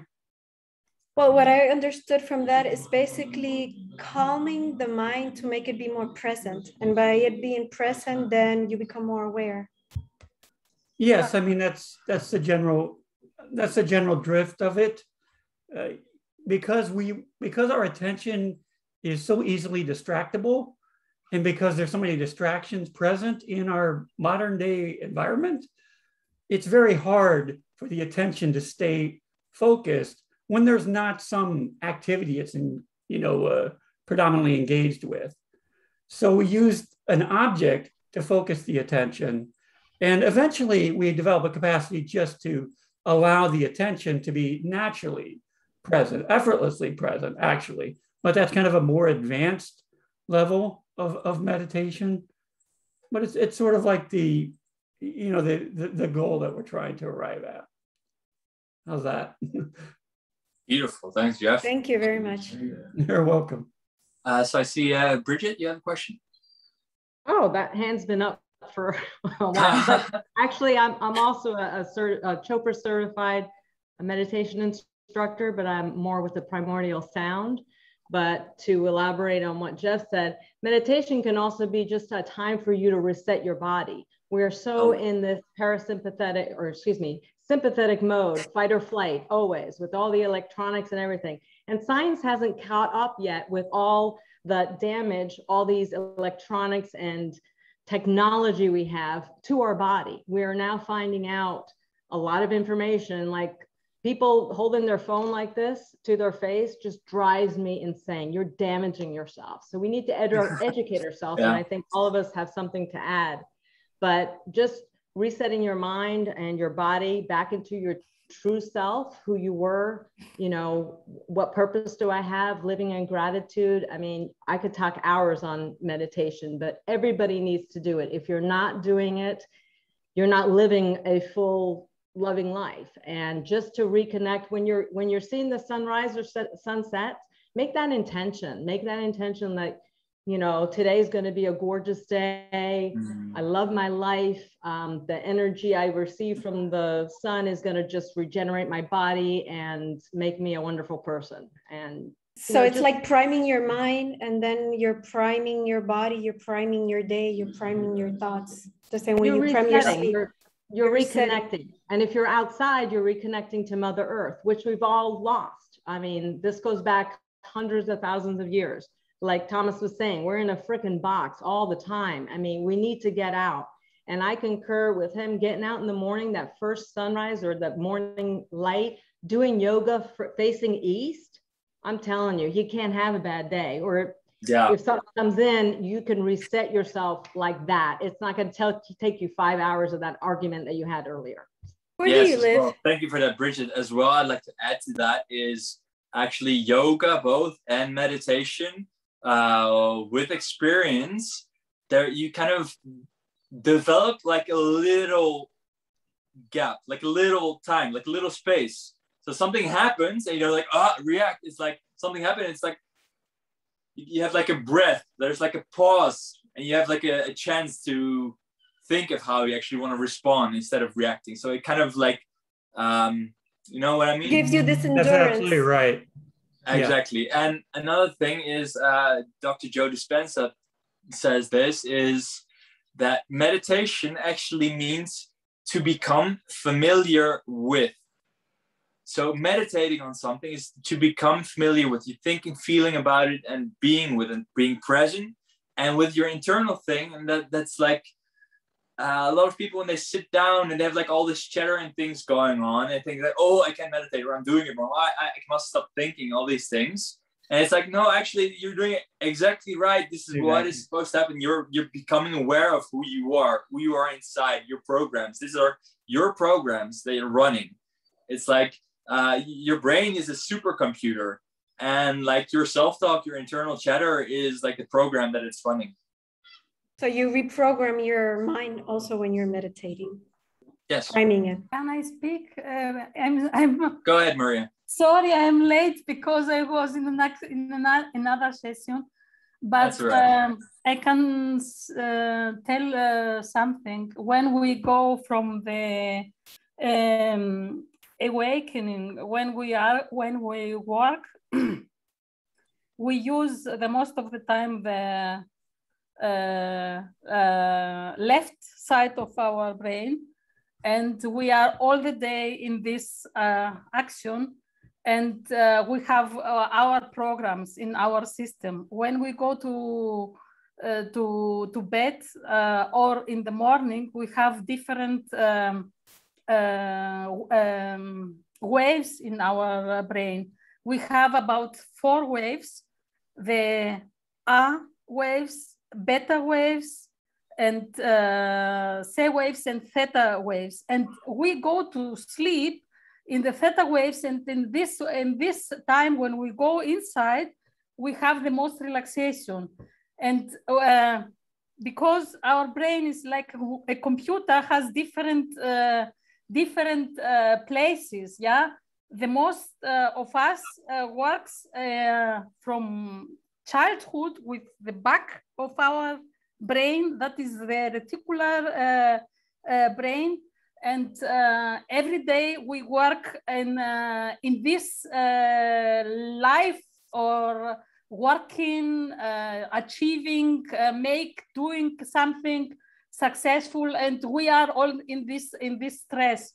And this time of meditation bring us in the theta waves quickly, and so we have the opportunity in our body to heal more things in our energy, in our systems, and we can bring us quickly to the healing process in the night, because we have a deep sleep and we have a REM sleep when we dream, and these different waves in our body and in our brain help us to recover. And that is important. When we meditate, first of all, we learn with guided meditation, or with go to stillness and to find and focus on our selves. We can find like a place in ourselves to be a little bit close, and to let all the other things to be focused. And in this moment, we can learn it. The yoga meditation and the most meditations of the Asian meditations, and how they learn, it's to learn to breathe again, because that is the problem. The most of us, all the day, we forget sometimes to breathe, and we are all the time in one very, very big level of cortisol, that is the stress hormone in our body. And when we are all the day, all the nights, and all the months, after some time, we are killed and we are sick. Yeah, may I add on that? Is like I mentioned that a lot. To breathe again, to learn to breathe. Maria, I mentioned a lot of that actually in the theta, but actually you bring up a good point, is that while you're actually meditating and doing practices like yoga and all these things, you're actually training your nervous system in how to relax, like how to come from this high activity and how to relax. And this will be actually helpful when you're trying to go to sleep, is knowing how to relax is beneficial for that. And I talked about the different brainwave frequencies as that. So like, thank you for that input. I think Karan has a question. Yeah, I'm going to say I agree with everyone's interpretation of meditation and unraveling the patterns that we have with breathing, for sure. We'll get into that. I should have brought a notepad. I really should have brought a notepad. And I'm going to have to hear your lesson or get the information again from you in some capacity, because I thought I could hold it, and you gave a lot of information, man, a lot of research. And yeah, I think the thing that it was kind of answered already, but the concern that was on my mind the whole time was like, in the summer, this is great. It works for me in the summer, but then as the days get shorter, I think we all might live in places the days get shorter, and that was my worry, that like, how is this going to be when the days are really short? Yeah, exactly. So that's a good question, and that's also kind of why I'm doing this now, is like having this information now is important, so you can kind of know this now and kind of get your rhythm set now, so that when that time comes around, it's just a matter of adapting a little bit. As what happened is that like here in the Netherlands, the sunrise, like high of the summer, it starts at like 5:20 a.m. and then as it gets like in December, it's like 8:30 a.m. So like I kind of know how that feels. But with that is also the circadian rhythm, and like low solar angle stays the same. So whatever time you're waking up, you still want to be viewing that light at sunrise or between like the first hours of sunrise, as close to sunrise as possible. So you'll probably be waking up like whenever you are. You can then use like artificial light to kind of trigger this mechanism. So you will still be waking up earlier and have that healthy like anchor for yourself, but then also still getting the sunlight, which is good. And it's also easier to kind of like get the late afternoon, early sunset kind of thing because it's earlier. But I kind of feel that as well because here like 4:30 in the afternoon, it's like you can't like almost can't see outside. It's ridiculous. So like I know what it's like. So for those cases, knowing what you know about like how you need the light, like getting as much light when you can, when you need it, the blue light, like from activating it yourself from like either a light or just having brighter lights and then dimming it when you kind of want to be going to sleep. Another thing is like when you're starting to wake up, it's like your melatonin production goes to like serotonin production, which is like the waking state molecule, and at night serotonin goes to melatonin. It's like the couple of methyl groups get chopped off and then it becomes melatonin. And actually one of the major things that happens is the amount of melatonin that we have in our system varies greatly dependent on the cycle of the season. So in the summer, the days are longer, so we have less exposure to melatonin compared to in the winter when we have more melatonin and less serotonin. And this is also related to a lot of other important biological factors. Like there's like so many things that are related to melatonin and serotonin. But to give you an example, there's like seasonal breeding animals. When it gets dark, they have like more melatonin, and that's actually a signal for them to completely stop like certain hormonal productions that are related to like mating. So that's like kind of an indication of what happens. Like we're naturally more sleepy, more kind of closing, more like caring about warmth and things like that during the winter. And it's important to get that like first anchor. Like with anything, the most important thing with your circadian rhythm is the first anchor of when you're waking up and getting that light exposure. So if that's sunrise or artificial stimuli or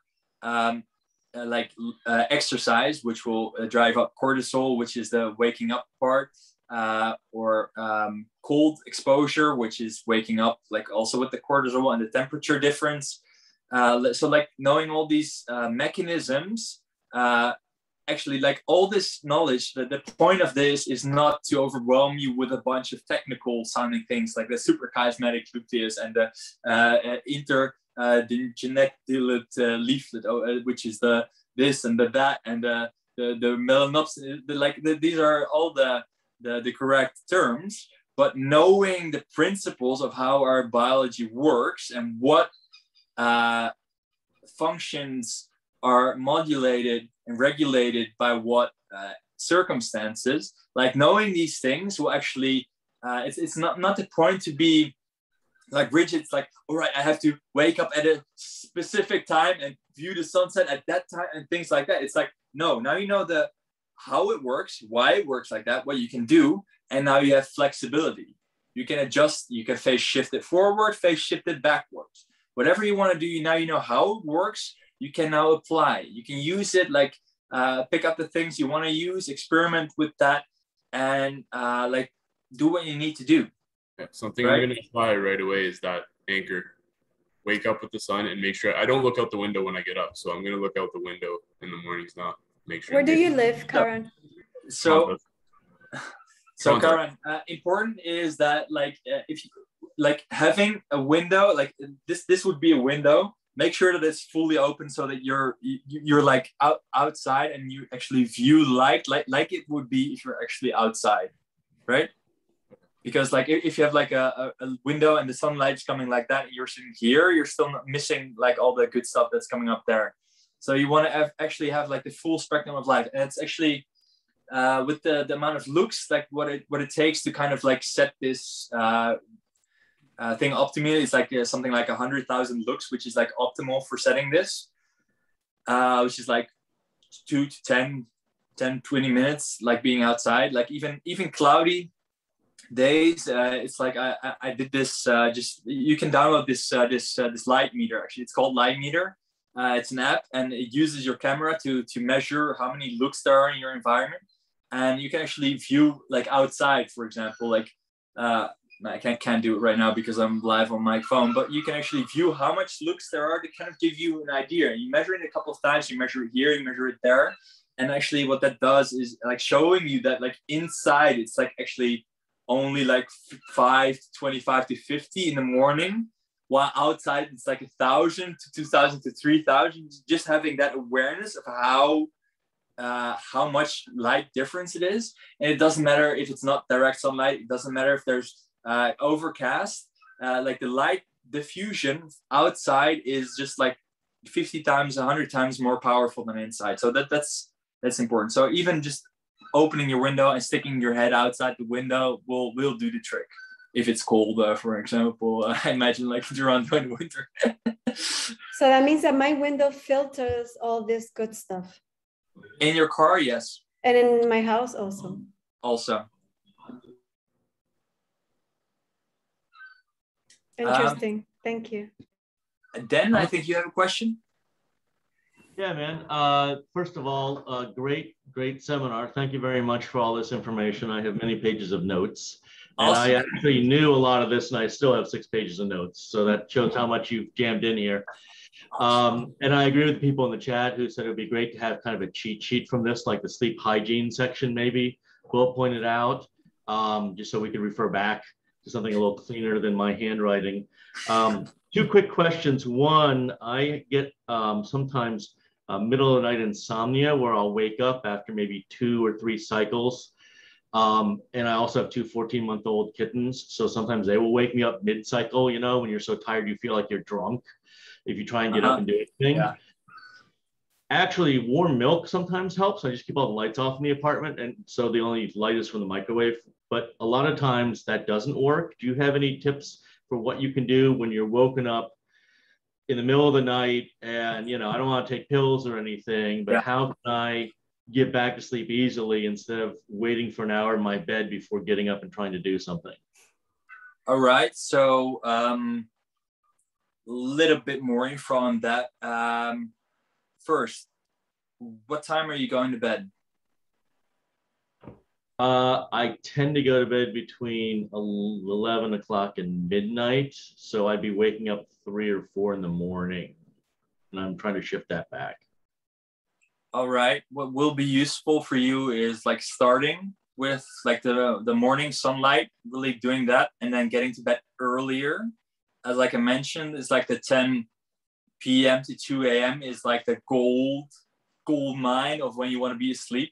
So if you're asleep for those 4 hours and you would wake up at 2 a.m., that would be like even 10 times better than if you would go to bed at 2 a.m. and wake up at 10 a.m., just to give you an example.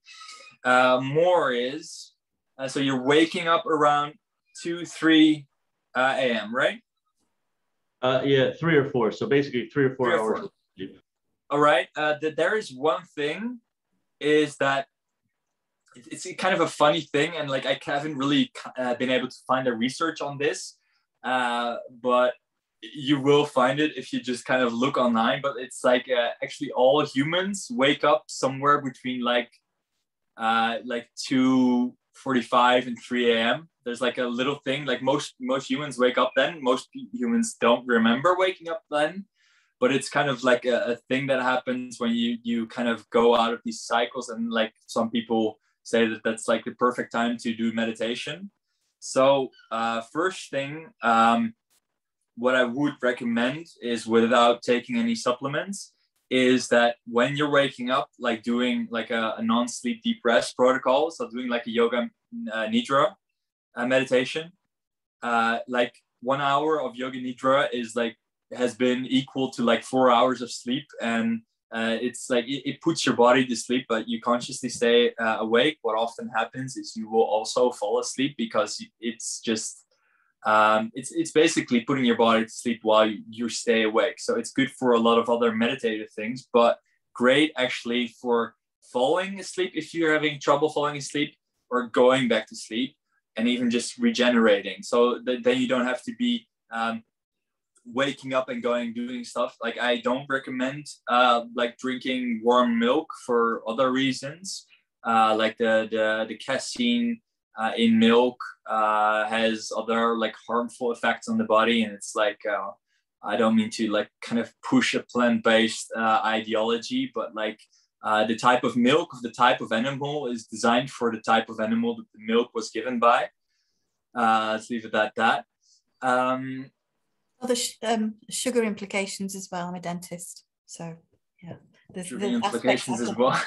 Yeah. But in any way, just even like the microwave light, just like if it's like a blue light from the things like that will kind of trigger you. So that's not the best thing. With supplements though, like how is your nutrition? Like how healthy are you eating? Depends on the week. Anywhere from okay to really good. Okay, that's awesome. So are you using any supplements at all? Just D3 and just a men's multivitamin. All right, it's great. D3 is really helpful. Like the multivitamin is like, if you're taking vitamins like the multi-type, it's kind of, it's better than nothing, but it's close to it. If you're taking vitamins, the best thing would be from the bioavailable fruits and vegetables, etc. And then high quality specialized things, or something like what I use is Athletic Greens, which is an incredible like green drink, and it has like 75 greens and vegetables and fruits and prebiotics, like all the vitamins, minerals. I've never seen anything or felt anything that's as good as that. But what might help especially is the addition of magnesium. Magnesium is so key. It's so key. And for deep sleep, having like a good quality omega-3, like emphasis on good quality. And you might even want to do a plant-based. So like either krill oil, which is good. Yeah. Can I answer this question as a holistic doctor, please? If you can do it briefly, yeah. But I'm like, about can you wait for a minute? Like I would like to first answer it myself. Yeah. So just without having to do too many things, magnesium will help a lot, and omega-3 will help a lot. And just making sure that like you get like the sleep earlier at night, and when you wake up, not making a big deal out of it is very big, because if you stress, if you're like, oh no, I woke up, all these things, you're activating like the sympathetic and fight or flight, and that's kind of what is going to keep you from being able to fall back asleep. So mainly is not making a big deal out of it, and going to bed earlier, and maybe doing some meditation if you can. So Maria, go ahead. I don't know if you told in your session before that the most important thing for the sleeping is not to have the smartphones and all the things near to our I talked about brain. That. Okay, that is the most important thing, because sometimes the most people this Wi-Fi frequency influence the mind, and we go out from the sleep. That is the most important thing for all of us. That is important, sure, and that is kind of beyond the scope of this, though. Not to have it near on the brain, because it's not only for the sleep. It's important about the tumors that we become and all these things. The first, the second is. You wake up in the 3 on the night, and if you have this problem all the time, you must look how to clean your liver, because in this time is the time of the liver. In the traditional Chinese medicine, we have in our clock from the 24 hours, some special hours for every organ. And this organ, when you wake up, is the time of the liver. That it means this time need your liver something, and you have not in your body, and for this reason your energy is not enough and you wake up. The most important for the liver is first to take in the night before you go to sleep, so you can sleep better, as something from the natural supplements, and that is silimarin. That is Artemisia, and this is a special stuff. You can find it in the pharmacy or in the internet. I think you mean selenium. And you take not selenium, silimarin, no. and you silimarin. That is from and that helps your liver. Don't eat so much. Some people, they need to eat to go to sleep and to sleep like dead, and some people, they don't need to eat so much, because in this time, if we have too much in our stomach, the liver cannot make the stuff, the metabolism functions of our body. That is the important thing. That is a good point, Maria. Thank you for that. Like I forgot to mention this. Actually, it's a good practice in general to not eat close to going to bed. Like it depends, different varieties of ingredients that you're eating, but like for example, fruits take like 1 hour to digest, vegetables 3 hours, grains like 6 hours, things like that. Same salad and like that, not salad. And it's better when you eat in the evening something that it cooked, and that is important, or something light. But some people, they need to eat heavy. It's different. We cannot say exactly for every people that everything is the same. Yeah, every person is different. We have different types. Someone goes to bed at 9 o'clock and the other goes to bed at 12 o'clock.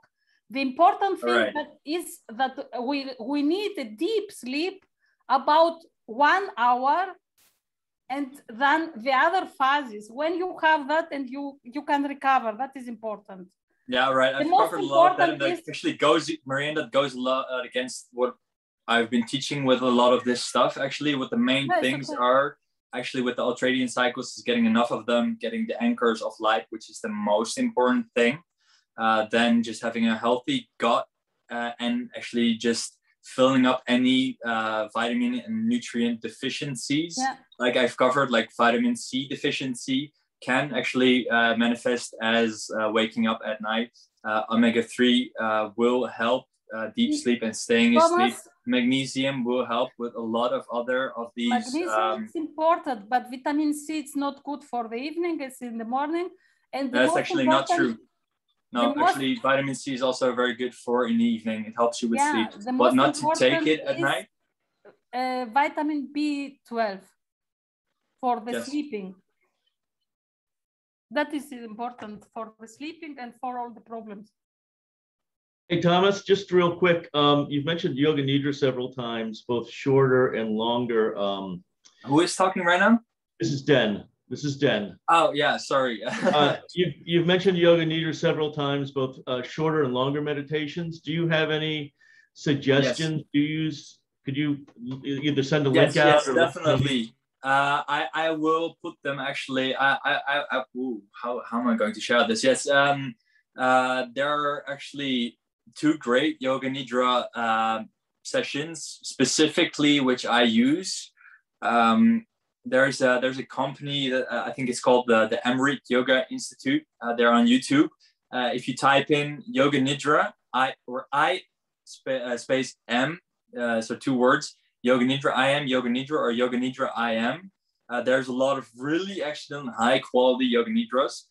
There's 2 specific ones which I find very valuable. One is by John Vosner, and one is by another one of these guys. I will send you those links. I think I can actually put it in chat right here. that would be good. Because Yoga Nidra is like a really, really great tool to just, you just press play and lie back and relax. And just, it's simple. It's like a guided meditation that requires very little effort. It's just like breathe in this specific way, focus on that specific thing. Like just pay attention to your toes, your knees, your ankles, all these things.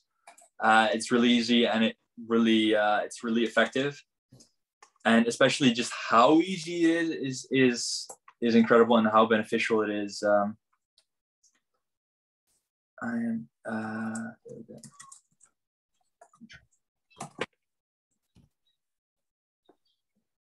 So there's two specific ones that I like, and I will put both of them in the comments, and I will also send them to you because this one, yeah, this is one. This is the one. All right.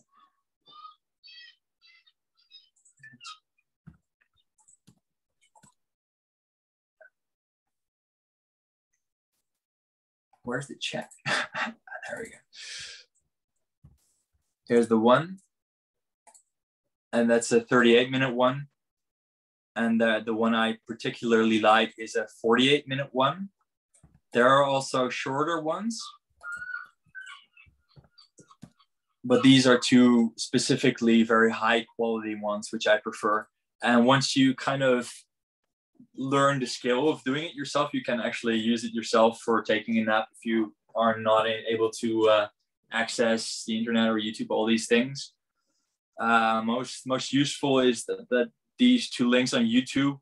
I don't think I've ever had like a commercial interruption when I've done them, and like I do use them on my phone. Like this does go against what I say about like the screens, but for example, like if you're waking up already and you just quickly like press YouTube and turn your phone around or put it back in your Faraday bag, this will be beneficial.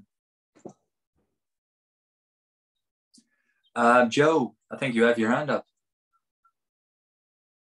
Yes, you kind of covered it already, but back when you were talking about the power of sleep or money time between 10 p.m. and 2 a.m.,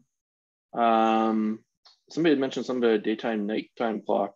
I was wondering if you had advice for people to do night shifts, like working at gas stations and things like that, where they're working during those hours, if there's like artificial lights that you would recommend to kind of emulate those. Yeah, so if you're in an environment where you are exposed to like bright lights, for example, like driving a car or being like office buildings, things like that, then after let's say 11 p.m. or anytime after nighttime, you want to be having blue blocker glasses on, because that will protect you against like the particularly harmful blue lights. However, just the brightness of the lights will wake you up. So just being aware of that if you're exposed to this light in like gas stations, when you're traveling, all these things, it will phase delay you. So you will go to bed later and sleep until later and want to go to bed later also the next day. And also this is important for like traveling and jet lag, things like that, is I'm referring to people that are employed by a gas station and actually working their night shift. Okay, so for you, if you're working at a gas station, you're gonna be like having like fluorescent overhead lights, which is like the most harmful type of light you can have.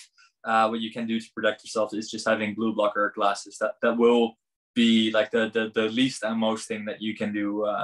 Other than that is afterwards having really protecting your hour before sleep. So taking, in that case, probably some melatonin to help you kind of calm down and relax, have quality sleep, having like a warm shower or bath, doing some relaxing exercises, whatever that means for you. But not like trying to go directly from this environment, which is bright lights, to being in this environment trying to sleep. You need to have like the buffer time and kind of making that a kind of smooth transition, if that makes sense. Oh yeah, Do those lights work, the daytime, nighttime, like where it's gradually changes, those Philip light bulbs that kind of emulate for waking up? They're evening? very good. Rashmi, you have anything to add on that? I do. I have all the Philips bulbs and it's great. Like right now I have them set for what, daylight, but I can get them to energize. They go to bluer light, brighter. Oh. And then actually I can just say, Siri, set sunset, and they all turn red and orange. Awesome. And and orange. And I'm surprising it didn't do it just now. Siri's usually listening to me and does that. So but you gotta say, hey, Siri, then they listen. Yeah, that's right. I didn't say, hey, Siri. Now I did. Now things will happen that I don't want to happen. It's crazy around here. Randall, yes. Do you tell Siri which color light you want, or is she programmed? She knows what just light. Go, hey, Siri, set sunset. And she's probably going to complain because you'll need to turn on personal requests in the home app. Something it's arguing right now. If I do it on my phone, I'll do it here. Hey Siri, set sunset. Are you listening? It's going to complain because I've there we go. There we go. And it's very red. Says action set execution partially succeeded. So you can't really see it, but so we were also talking about those night table lamps. You can get them so that they gradually get warmer and darker as the evening goes on, and then gradually come up warm and then into cool in the morning. So that's great. So there's devices that can help. Some people can. This lighting, to my mind, is so important and has been so important. Yeah. I'm an artist. I'm visual. I need to paint in clear daylight color light. And then I'd love to have this warm color in the evening, and it helps me to focus in. And while I'm talking, it's going to be really brief. I'm just going to blow my own horn here. The thing that I've discovered and I'm focusing on is arting. That is art for anyone, simple art practices that I'm developing that help people get into a meditative state, get into their right brain, and because I just never thought of this through all the years of making art, that hey, I lose track of time. I no longer have the bad voices in my head. I don't have any of that stuff when I'm doing art. And I can teach people really quick practices that take them in very quickly. And the byproduct is you come up with cool little drawings, but you don't have to have any particular skills, training, or anything. And so I'm doing a weekly thing with people now on Tuesday evenings where we get together and we're doing this, and I'm experimenting, trying new things. I'm doing my research into what people use for art therapy, but I think it's way more than trauma therapy. It's just another approach. And I don't know if anyone's been doing this. So I need to keep looking at there, but it's something that's coming out of my own life experience and getting back into my art, because I've had phobia and fear of producing art for most of my life, ever since art college. And so I'm getting back into it, and I'm just facing my fears, but in the process, I'm helping a lot. That's one of the focus, helping other people to focus. And Thomas, amazing content, do write a book. This could be chapter 1 or 2 or whatever. I don't know if you mentioned it, but I think you did sort of weight loss. There's some other guys I'm listening to on YouTube, and they say, hey, if you're doing everything else right and you're not getting enough sleep, you're not going to lose weight, right? And I'm down. I agree with Randall. You should write a book, because the way that you express and deliver the information is dense, but at the same time, it's also backed up by examples and also backed up by science, and also some ideas that we can implement in our daily life.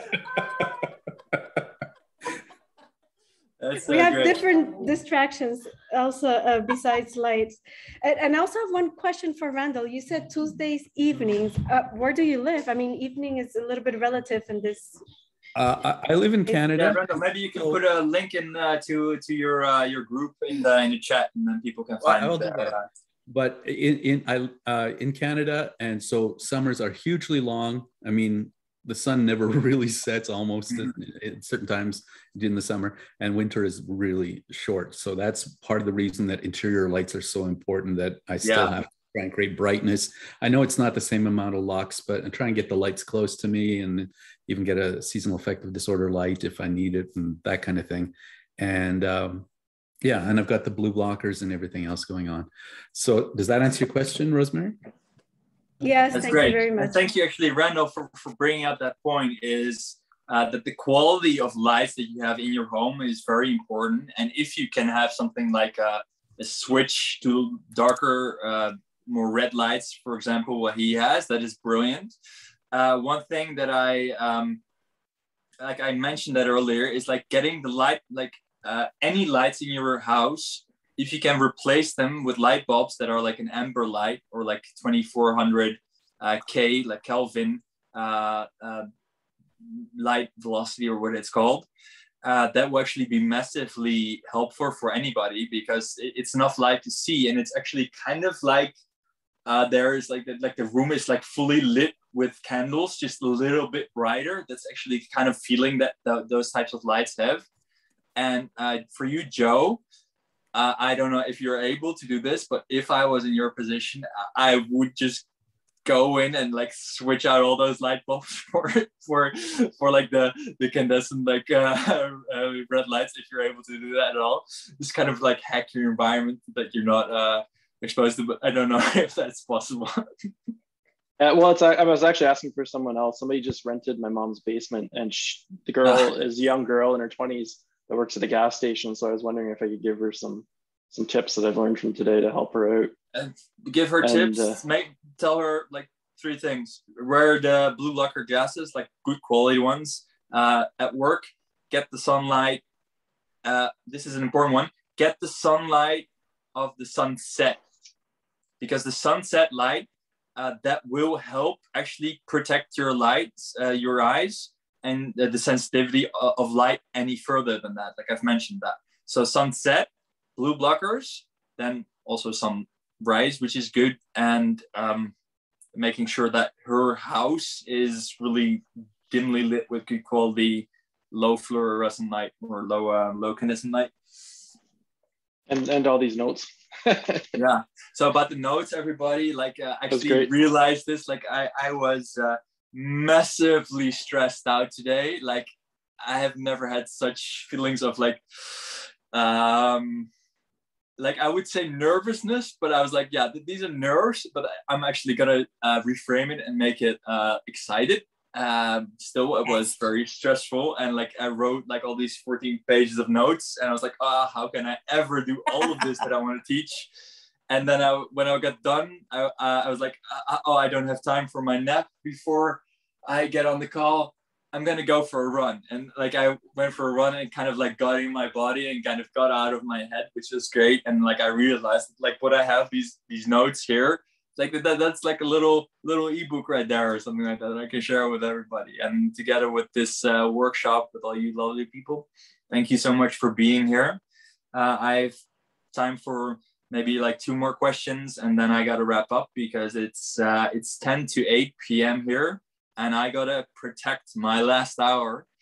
So anybody would like to go? Thank you so much. Anybody, any last questions? At what time do you go to bed, or work to go to bed? Like on regular basis. Technically, if we would stay on for 10 more minutes, exactly, this feed would get interrupted by my nighttime reminder that I gotta shut off and go get to bed. I try to go to bed like between like 9 and 10. So like between 8 and 9, I actually do things like my hot shower, my journaling, my meditating, my listening to music. And sometimes my routine is not perfect. Sometimes like without a fail, like any time that I actually go over my 8 p.m. Alarm and not shut off, and I'm still like on Messenger, things like that, which happens because I'm human, then what I find is suddenly it's like 10 p.m. I'm like, oh shit, and I can't get to bed, and like I go to bed and I can't sleep, and then I miss like the window, and it's like 12, and it's like the time. Like I found that the window, like when you're waking up, the first hour and before you're going to bed, like the time goes really fast somehow. So that's the time you want to be actually really conscious with how you use your time. So discipline is really important to be in control. So what time I go to bed is like I try to go to bed at 9 actually, and I prefer to wake up at 4, but like learning all the stuff that I learned is that actually the quality and quantity of sleep time is more important. So for me, like naturally, like this morning, I didn't set an alarm, but I woke up at 6. And that will happen if you start to implement these things and phase shift your time forward. You will naturally start to wake up at like 5, 6, 7 around the time that you kind of shift forward. So when you get into a habit, for example, of 4 o'clock or 5 o'clock a.m., and you kind of anchor it with like light exposure, what you can do with artificial lights, like a ring light, or with your phone, cold exposure, exercise, things like that. If you get in that groove, you will naturally find that you start to wake up at these times. Another little hack that you can use, which is not actually a hack, which is just intention, is when you're going to bed, set the intention. Tomorrow morning, I'm waking up at 6. I want to remember all my dreams, for example.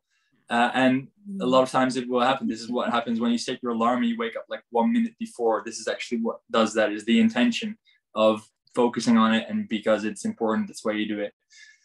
I think we can do one more question.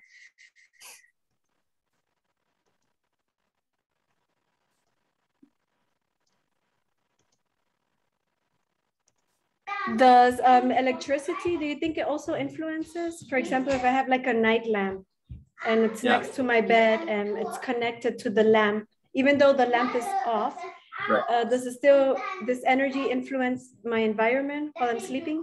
So yeah, so Maria mentioned this as well. It's like Wi-Fi. Like I hadn't talked about this, but like certain frequencies, like ultra high or low frequencies, Wi-Fi, they have an effect.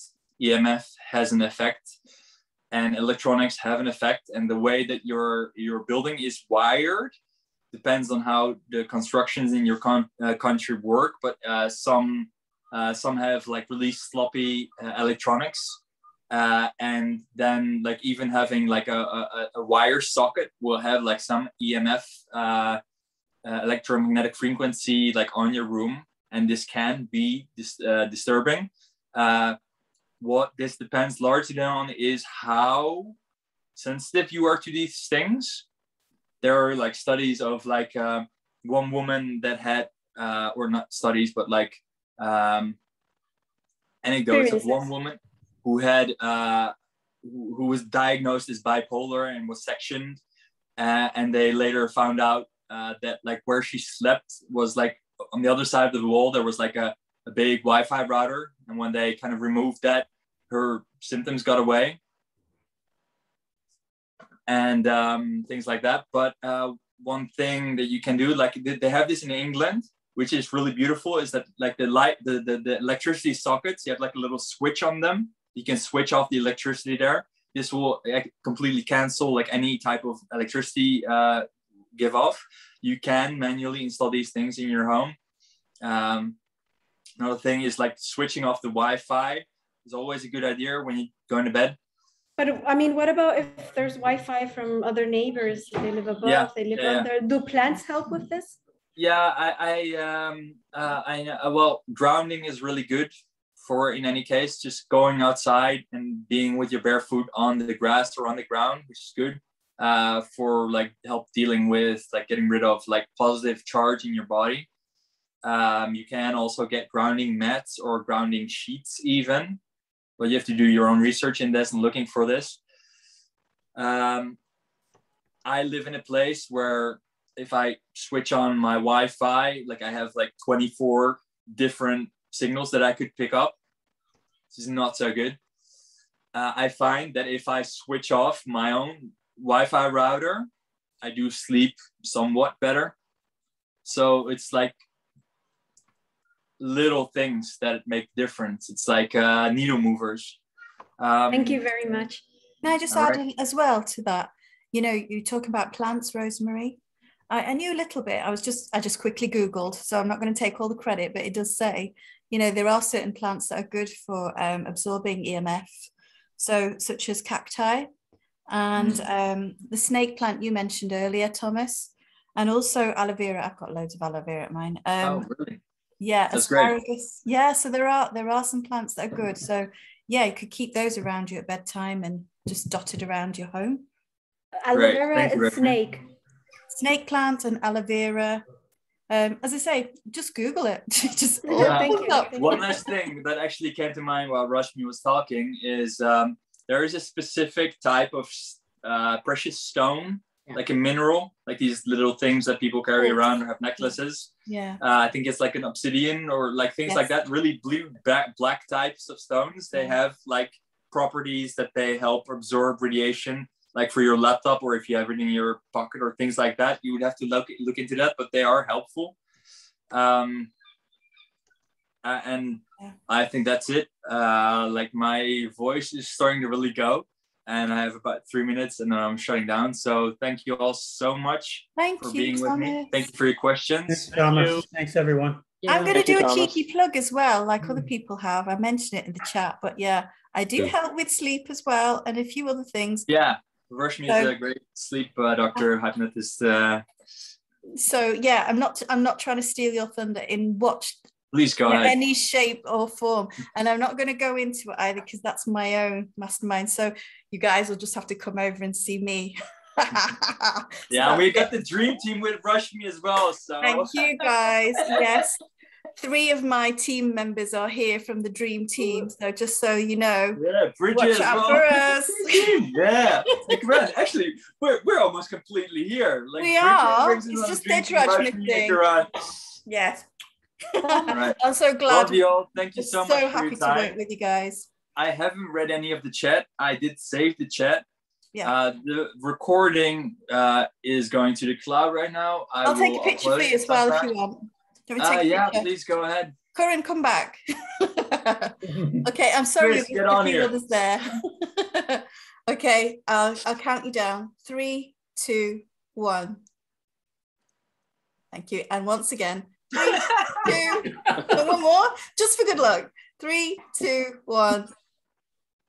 Fantastic. I'll send it to you. All right. Awesome. Thank you all for being here.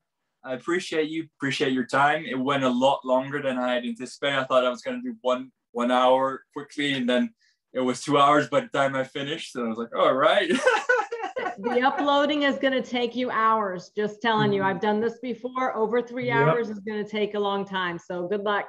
You could split this into 3 sessions, Thomas. There's so much value in there. Well, this is just a workshop right here, right?